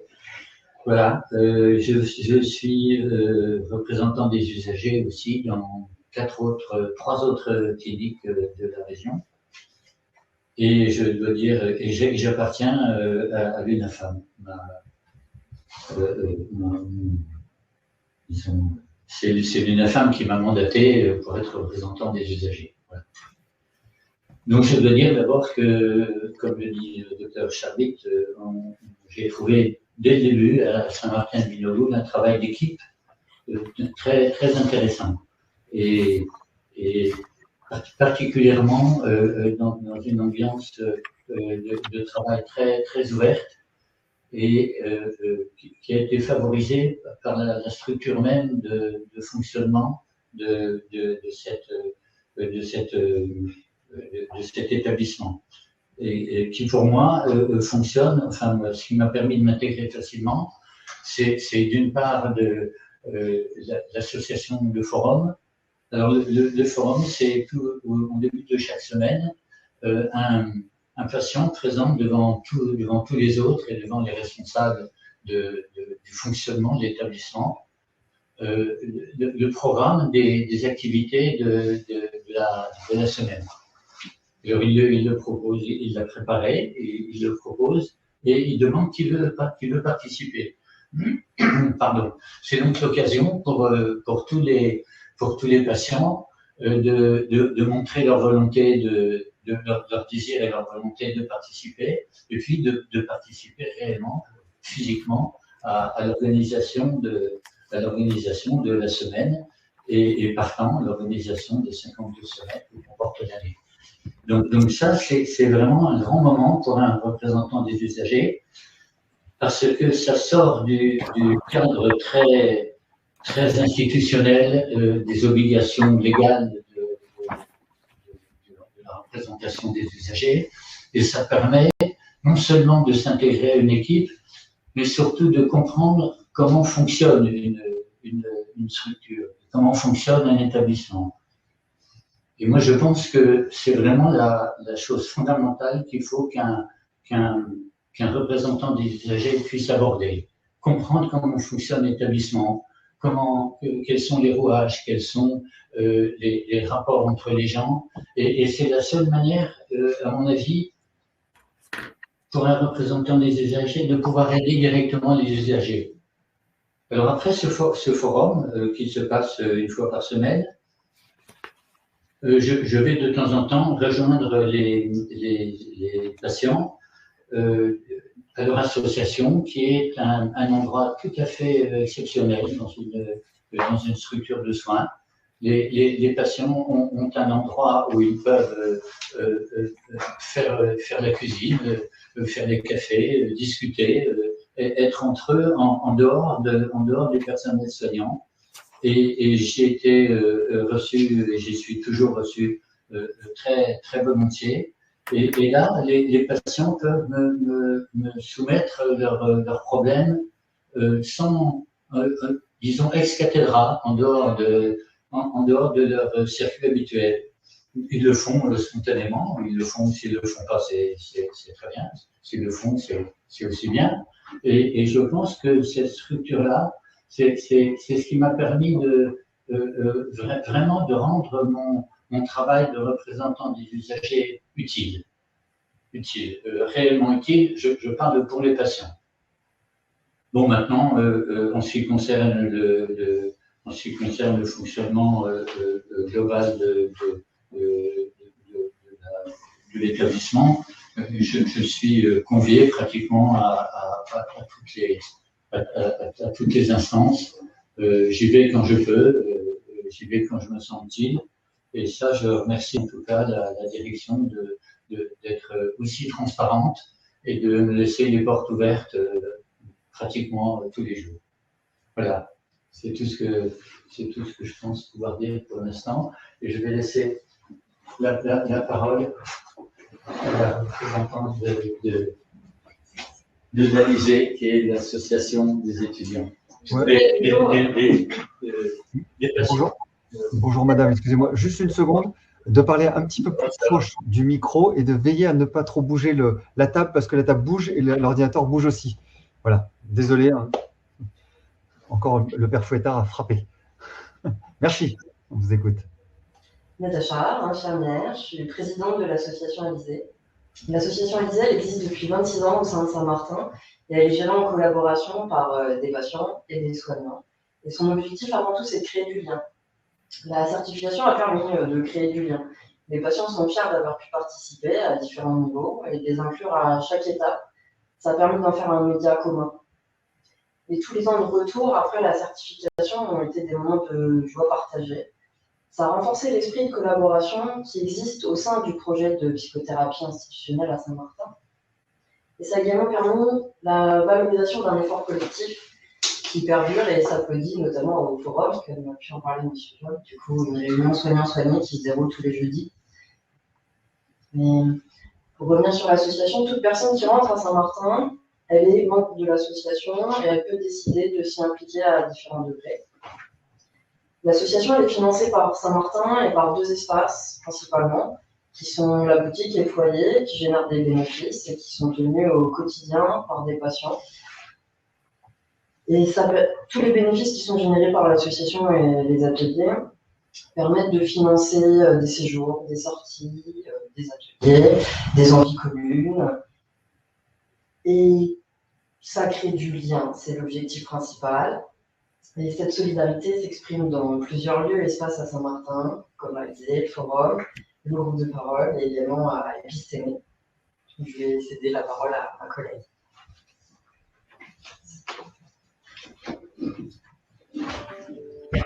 Bonjour à tous, je suis Julia Creuse, je suis psychologue du travail et c'est pour le poste de cette plateforme de formation Épistémé qu'on m'a embauché pour développer ce soin étude.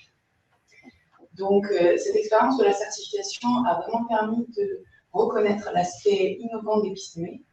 Donc c'est une plateforme psychopédagogique de remobilisation scolaire et professionnelle créée à Saint-Martin maintenant il y a 6 ans, presque 6 ans, qui accueille donc des jeunes adultes ayant eu une rupture dans leur parcours scolaire due à l'apparition de troubles psychiatriques.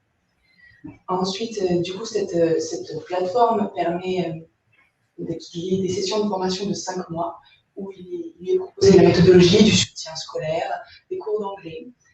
Et ce programme est doublé vraiment d'une prise en charge thérapeutique. Donc, dans une cohésion vraiment autour du patient des différents soignants. On leur propose donc un retour vers le savoir dans lequel ils peuvent vraiment être acteurs puisqu'ils choisissent un projet individuel, personnalisé, qui peut aller de tout niveau, donc d'un niveau collège, d'une remise à niveau au niveau collège jusqu'au Master 2. Et donc cela s'inscrit vraiment dans leurs soins, aussi également dans la psychothérapie institutionnelle, dans cette pratique collective autour du patient, et également dans une réinscription possible vers la société.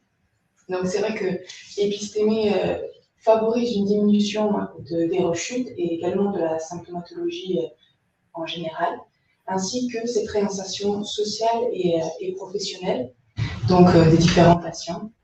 Et ils ont pu, depuis maintenant donc toutes ces nombreuses sessions, nous sommes ensemble à la 12e session de formation, ça a été le cas pour un certain nombre de patients. Ils ont pu, comme ça, mettre en œuvre différentes activités, poursuivre des études, reprendre un emploi, se réinsérer, se reconvertir même professionnellement, du tout au tout. Voilà, donc pour vous faire un petit topo général sur ce que c'est. Je vais passer la parole à ma collègue pour conclure cette après-certification. Voilà, j'allais dire qu'il fallait conclure, mais voilà, vous m'avez ôté les mots de la bouche. Alors bien près du micro parce qu'on a des flux aléatoires, donc voilà. Donc, je me présente, je m'appelle Marie Sarrazin.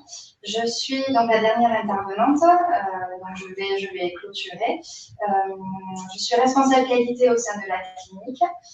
J'ai pris mes fonctions juste un peu avant la certification, qui a donc eu lieu à la fin 2021. Comme l'ont dit mes collègues, la certification s'est donc très bien passée. Ça a été un gros travail en amont, mais ce temps vraiment important de remise en question et de rencontre avec les experts a vraiment renforcé les liens et a créé un engouement, une certaine dynamique auprès des équipes. Ce qui est très intéressant, c'est vraiment de souder les liens et de se dire, ben voilà, je vais sans arrêt améliorer mes pratiques. Et surtout, la certification permet une certaine reconnaissance aussi. Et ça, c'est très important parce que justement, après la certification, cette dynamique, il ne faut pas la perdre. Et donc, cette reconnaissance, on a envie vraiment de la garder et de se dire, ben voilà, on va continuer de s'améliorer. Donc, ce n'est pas forcément évident, mais vraiment, cette psychothérapie institutionnelle permet aussi de renouveler les choses, de se remettre en question perpétuellement pour les patients. Et c'est très intéressant au quotidien. Donc, 4 ans, ça passe très vite. On a déjà essayé d'être le plus réactif possible par rapport aux actions et aux améliorations que nous ont soumis les experts. Donc, certaines actions sont déjà en cours. Et voilà, donc on souhaite le meilleur pour les 4 ans à venir et un travail perpétuel voilà, jusqu'à la prochaine. Voilà. Annie, il faut que tu allumes ton micro. Ouais. Je vais peut-être donner le mot de la fin, si vous le permettez, Madame Sarrazin. C'est que je crois que vous avez eu enfin, je suis sûre que vous avez eu les résultats de votre… Pardonnez-moi. Oui. Je vais demander à l'équipe de couper le micro, pas vous évidemment, madame, mais l'équipe de Dr Charlotte, de couper votre micro parce que c'est des parasites. Merci. Voilà, je voulais simplement amener la cerise sur le gâteau. Alors, ils n'ont plus de micro, mais je suppose qu'ils continuent à m'entendre. Oui, oui. Je n'ai pas entendu qu'ils aient donné le résultat de leur visite, alors je vais me permettre de le donner, puisqu'ils ont eu une certification avec mention. Et vous avez bien compris que tout ce qu'ils ont présenté comme travail a contribué à cette mention. Et je les remercie vraiment voilà, d'avoir accepté de porter ce témoignage. Merci, merci. Alors, merci Annie. Sur le chat, en fait, il y a eu beaucoup d'échanges autour de la question du médico-social. Je ne sais pas si la HAS veut faire un point là-dessus. Madame Chevrier, peut-être sur le fait qu'il existe une évaluation des établissements médico-sociaux en sus des établissements sanitaires. Peut-être le repréciser pour ceux qui nous écoutent. Oui, alors il y a un contexte réglementaire qui s'applique un petit peu différent en fonction des établissements sanitaires et des établissements médico-sociaux et sociaux. Donc l'HAS a voulu quand même, dans sa refonte, trouver quand même, en termes de présentation, certaines choses un petit peu communes. Donc l'HAS qui s'est vu confier l'élaboration d'un référentiel, alors non pas pour la certification, mais pour l'évaluation des établissements médico-sociaux et sociaux, donc a produit ce référentiel, là aussi avec 3 chapitres et avec des méthodes qui sont assez similaires pour justement ne pas perdre les uns et les autres et arriver à faire le lien. Mais c'est un référentiel propre pour les établissements sociaux et médico-sociaux avec une procédure un petit peu différente puisque ce ne sont pas des experts de l'HAS qui font l'évaluation, mais ce sont des organismes qui vont être habilités et qui interviennent. La nouveauté, c'est que c'est un référentiel commun qui a donc été coordonné et produit et disponible sur le site de la Haute Autorité de Santé. Mais vous y verrez quand même sur les approches de la qualité pas mal de similitudes, tout en respectant les spécificités de ces 2 secteurs qui, malgré tout, ont quand même des différences. Donc oui, sur le médico-social, allez sur le site de la HAS. Je pense que dans le chat, on va pouvoir mettre en ligne les pages dédiées aux établissements sociaux et médico-sociaux.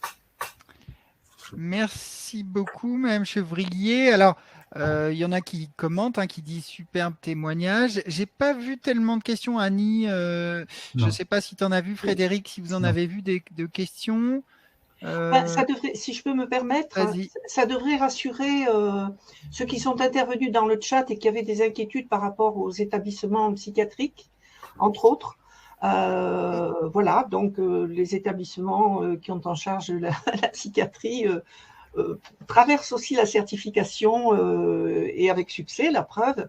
Donc, c'est le profil des patients qui change, mais la démarche est la même. On est dans l'amélioration de la qualité, dans la sécurité des soins, quel que soit le type d'établissement. Après, on a des vigilances particulières peut-être à avoir par rapport au profil des patients. Nous, en tant que RU, il y en a certains qui ont peut-être une vulnérabilité particulière. Voilà. Mais sinon, pour ce qui est de la démarche de certification, elle est la même partout. Et je remercie encore l'équipe du centre de Saint-Martin de Vignes-au-Goul qui se sont prêtés au jeu Et je leur dis bravo quand même, puisque maintenant on sait qu'ils ont la mention. Voilà, donc je ne sais pas s'ils peuvent reprendre la parole, mais merci encore. Merci. Bravo à vous. Alors, il y a des félicitations, bien sûr, et puis il y a des gens qui commentent, qui disent peut-être un prochain webinaire sur le médico-sos, sur le référentiel, à voir, hein, ça peut être une idée, voilà, à mettre de côté. Je ne sais pas si l'établissement veut réagir sur ta réaction, Annie, sinon… Oui, peut-être un peu, je voulais juste dire un mot. Il ne s'agit pas d'un établissement médico-social, c'est un établissement qui intègre la question médico-sociale, mais c'est un établissement qui traite des pathologies très lourdes.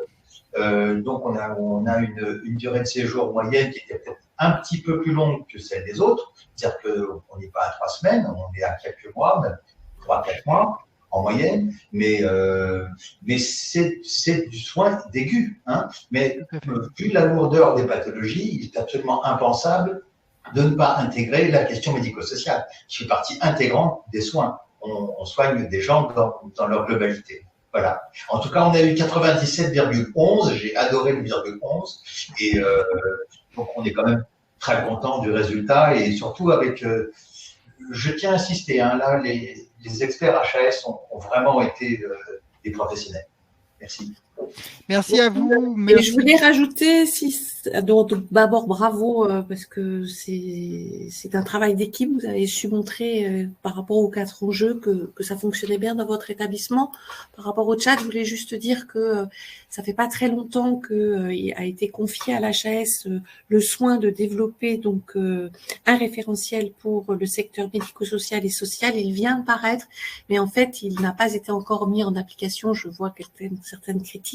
C'est bien la raison pour laquelle il a été demandé, l'HAS a été saisi, c'est d'élaborer un référentiel parce que par rapport aux remarques, il était utile qu'il y en ait un qui soit commun à tous les établissements sociaux et médico-sociaux, et c'est la raison pour laquelle l'HAS vient de le publier et vient de le communiquer. Il n'est pas encore tout à fait mis en œuvre par des évaluations, puisque c'est sûr que sur le sanitaire, il y a 20 ans d'expérience, sur le médico-social, c'est pas tout à fait la même chose.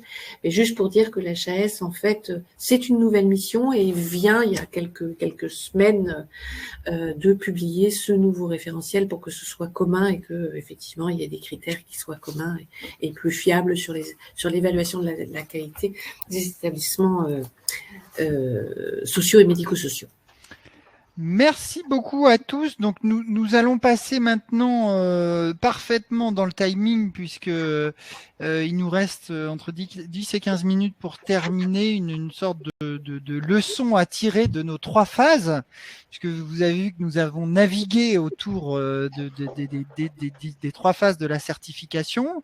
Je vais maintenant donc du coup appeler Madame Morin, Madame Chevrier, Chantal, pour cette ouverture un petit peu. Quelles leçons à tirer finalement de tous ces témoignages, comment continuer cette dynamique. Je vous laisse la parole pour conclure cette session. Donc, merci Alexis. Eh bien, je vais quand même, moi, rester un moment sur la lignée des retours d'expérience qui ont été présentés par les établissements que nous venons d'écouter. Et je voudrais, à mon tour, vous faire bénéficier, en fait, des premiers enseignements après une année de visite et identifier les retours d'expérience qui doivent nous interpeller à la suite de cette année de visite aux côtés des professionnels. Nous pourrons nous en saisir, en fait, dans les établissements où nous siégeons et nous pourrons nous poser des questions autour des éléments d'évaluation et c'est là que je veux en venir, vous verrez. Et puis, je souhaiterais vous rappeler que nous devons bien sûr rester mobilisés. Quand je dis nous, je pense surtout aux représentants des usagers. Donc, rester mobilisés sur le besoin d'être informés et de se former. Donc, en introduction, je dirais que le recueil des éléments par les utilisateurs aboutit à avoir un score pour un critère, quel qu'il soit. Ce score va de 0, bien sûr, à 100%. C'est le premier indicateur qui nous dit si le critère a atteint le niveau qualité. Si quelqu'un pouvait afficher le diaporama, s'il vous plaît. C'était les diapos qui… Oui, c'est là. On devrait en être à la diapo 10. Je les passe, Annie. Voilà, merci. Donc là, vous avez les 3 points que je voudrais développer. Donc, diapo suivante.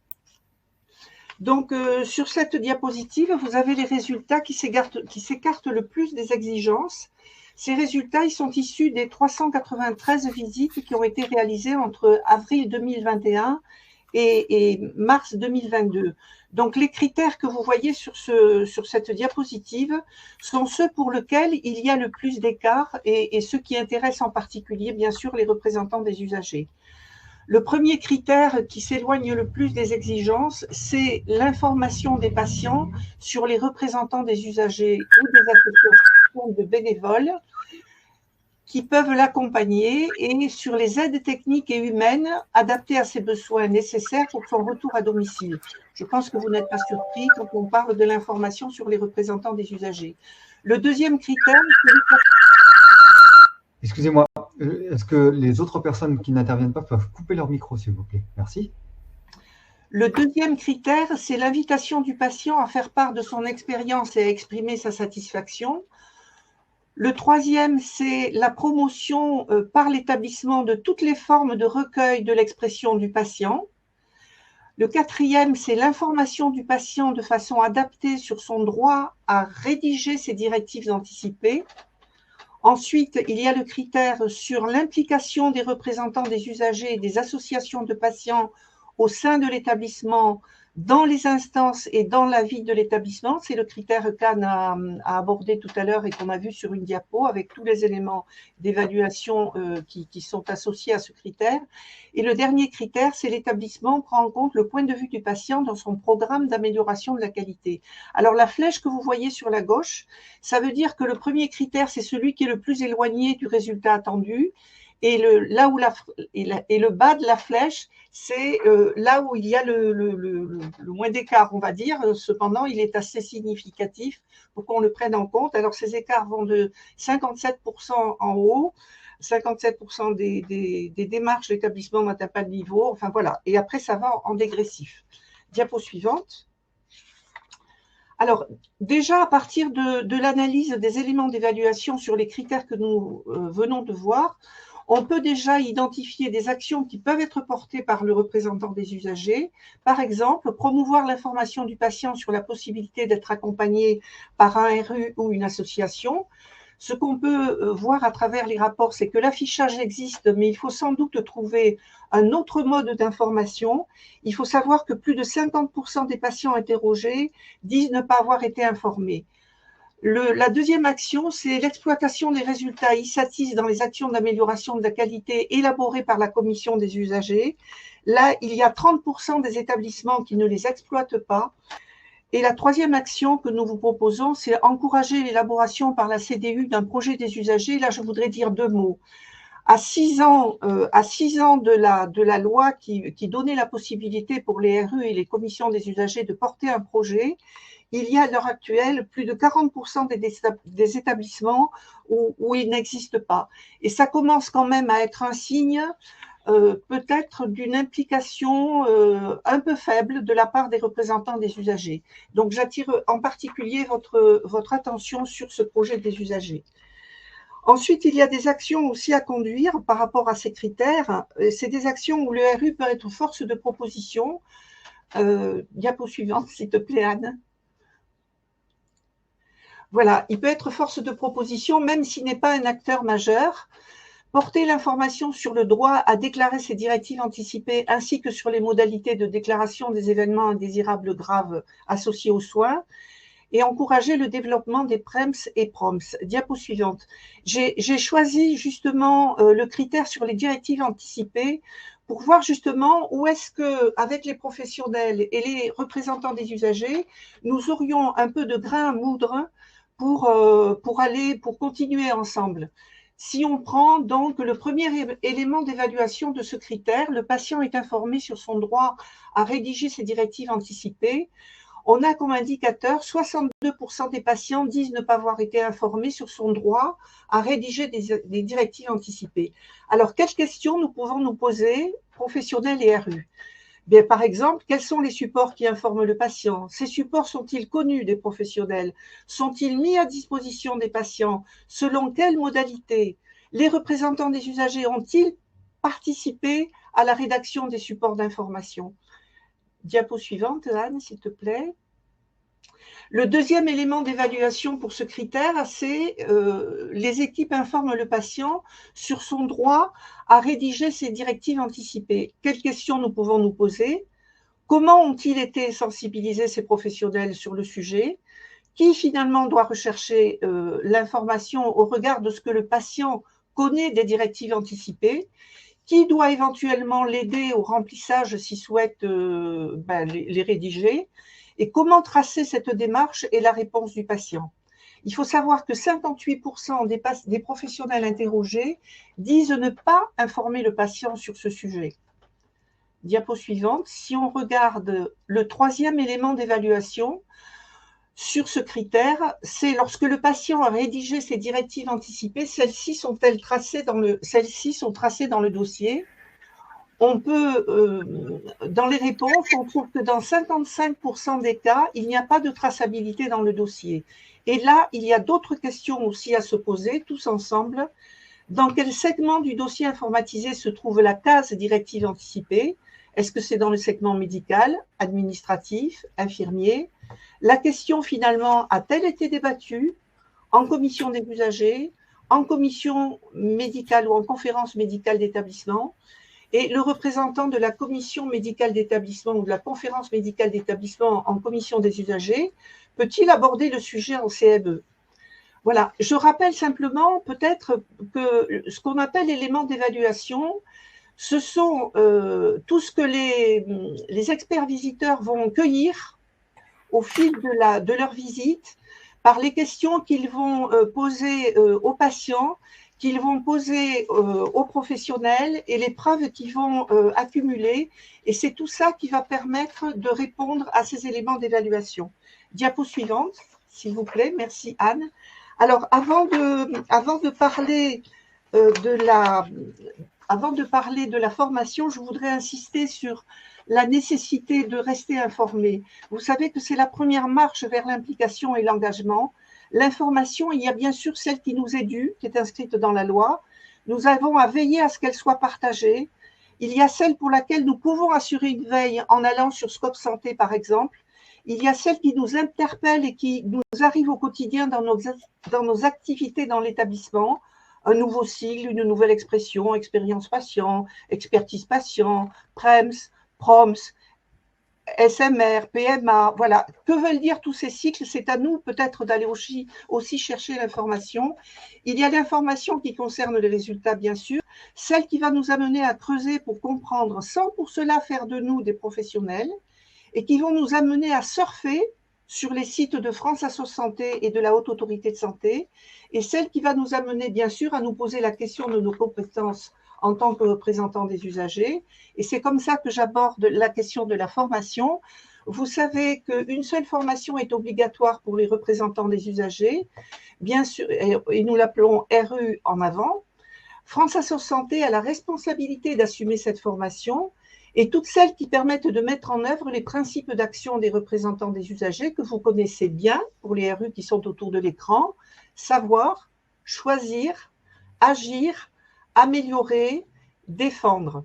Donc, pour vous inscrire et participer à ces formations, vous pouvez vous rendre sur le site extranet de France Asso Santé et bien sûr sur les sites régionaux de France Asso Santé pour vous informer, vous inscrire aux formations et pour ce webinaire, en particulier les formations qui concernent la qualité à l'hôpital, la sécurité du patient, la commission des usagers, avec des indicateurs, des ateliers possibles sur l'indicateur et la notion de recommandation. Et bien sûr, pour vous accompagner, alors peut-être que quelqu'un de France Asso Santé va pouvoir mettre dans le chat le lien avec Extranet. Je compte sur vous. Pour vous accompagner, vous avez aussi des supports bien sûr pédagogiques qui vous sont destinés et qui sont disponibles sur le site de la Haute Autorité de Santé. Et vous avez bien sûr le manuel, diapo suivante. Voilà, je voudrais, en tant que formatrice, partager avec vous quelques engagements qui sont portés par les RU en fin de formation. Il y en a quand même quelques-uns qui peuvent nous interroger et d'autres dont nous pouvons être contents. Participer au groupe de travail proposé par l'établissement, solliciter l'établissement sur l'info nécessaire au RU, mieux appréhender ma participation à la certification à mon établissement. Voilà. Pour la formatrice que je suis, ces engagements sont très importants et j'espère qu'ils sont tenus. Voilà, j'en ai terminé, mais avant de passer la parole à Anne, je voudrais remercier tout le monde, bien sûr, au nom de France Asso Santé, dire à nos collègues représentants des usagers et bien sûr aux professionnels qui nous écoutent que, et nous l'avons vu à travers les retours que nous avons eus, que les résultats ne sont pas toujours à la hauteur de nos espérances, certes, mais qu'ils nous permettent d'avancer, de rebondir ensemble. La certification nous aide à lever le nez de notre quotidien, à nous remettre en question, à nous poser des questions. C'est en cela qu'elle est positive. Vous comprenez au sens de voilà, l'enthousiasme que je mets dans ce message. Merci à tous. Et puis peut-être une dernière information, c'est que vous pourrez retrouver le replay de ce webinaire sur le site de France Asso Santé et de la Haute Autorité de Santé. Merci Anne, je te laisse la parole. Ton micro. Merci à tous les participants.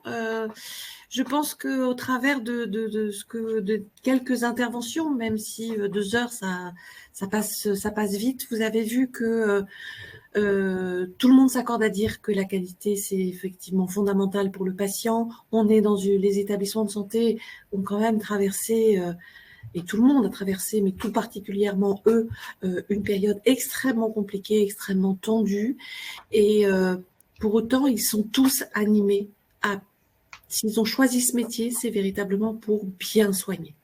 Alors, c'est vrai que les conditions en ce moment sont encore plus compliquées qu'avant. Mais néanmoins, et c'est pour ça que l'engagement du patient et votre rôle est fondamental. Je ferai une petite citation, c'est qu'on est toujours bien plus intelligent à plusieurs que tout seul et que vous arriviez à apporter votre contribution auprès de ces professionnels qui ont ce souci de bien soigner, c'est véritablement essentiel. De temps en temps, avec la surcharge de travail, il est possible qu'il y ait de temps en temps des difficultés et des difficultés à prendre de la hauteur. Et par rapport à ça, nous, l'apport de ce référentiel, le référentiel porte un nom que j'apprécie parce qu'il y a le nom dans le référentiel de repère.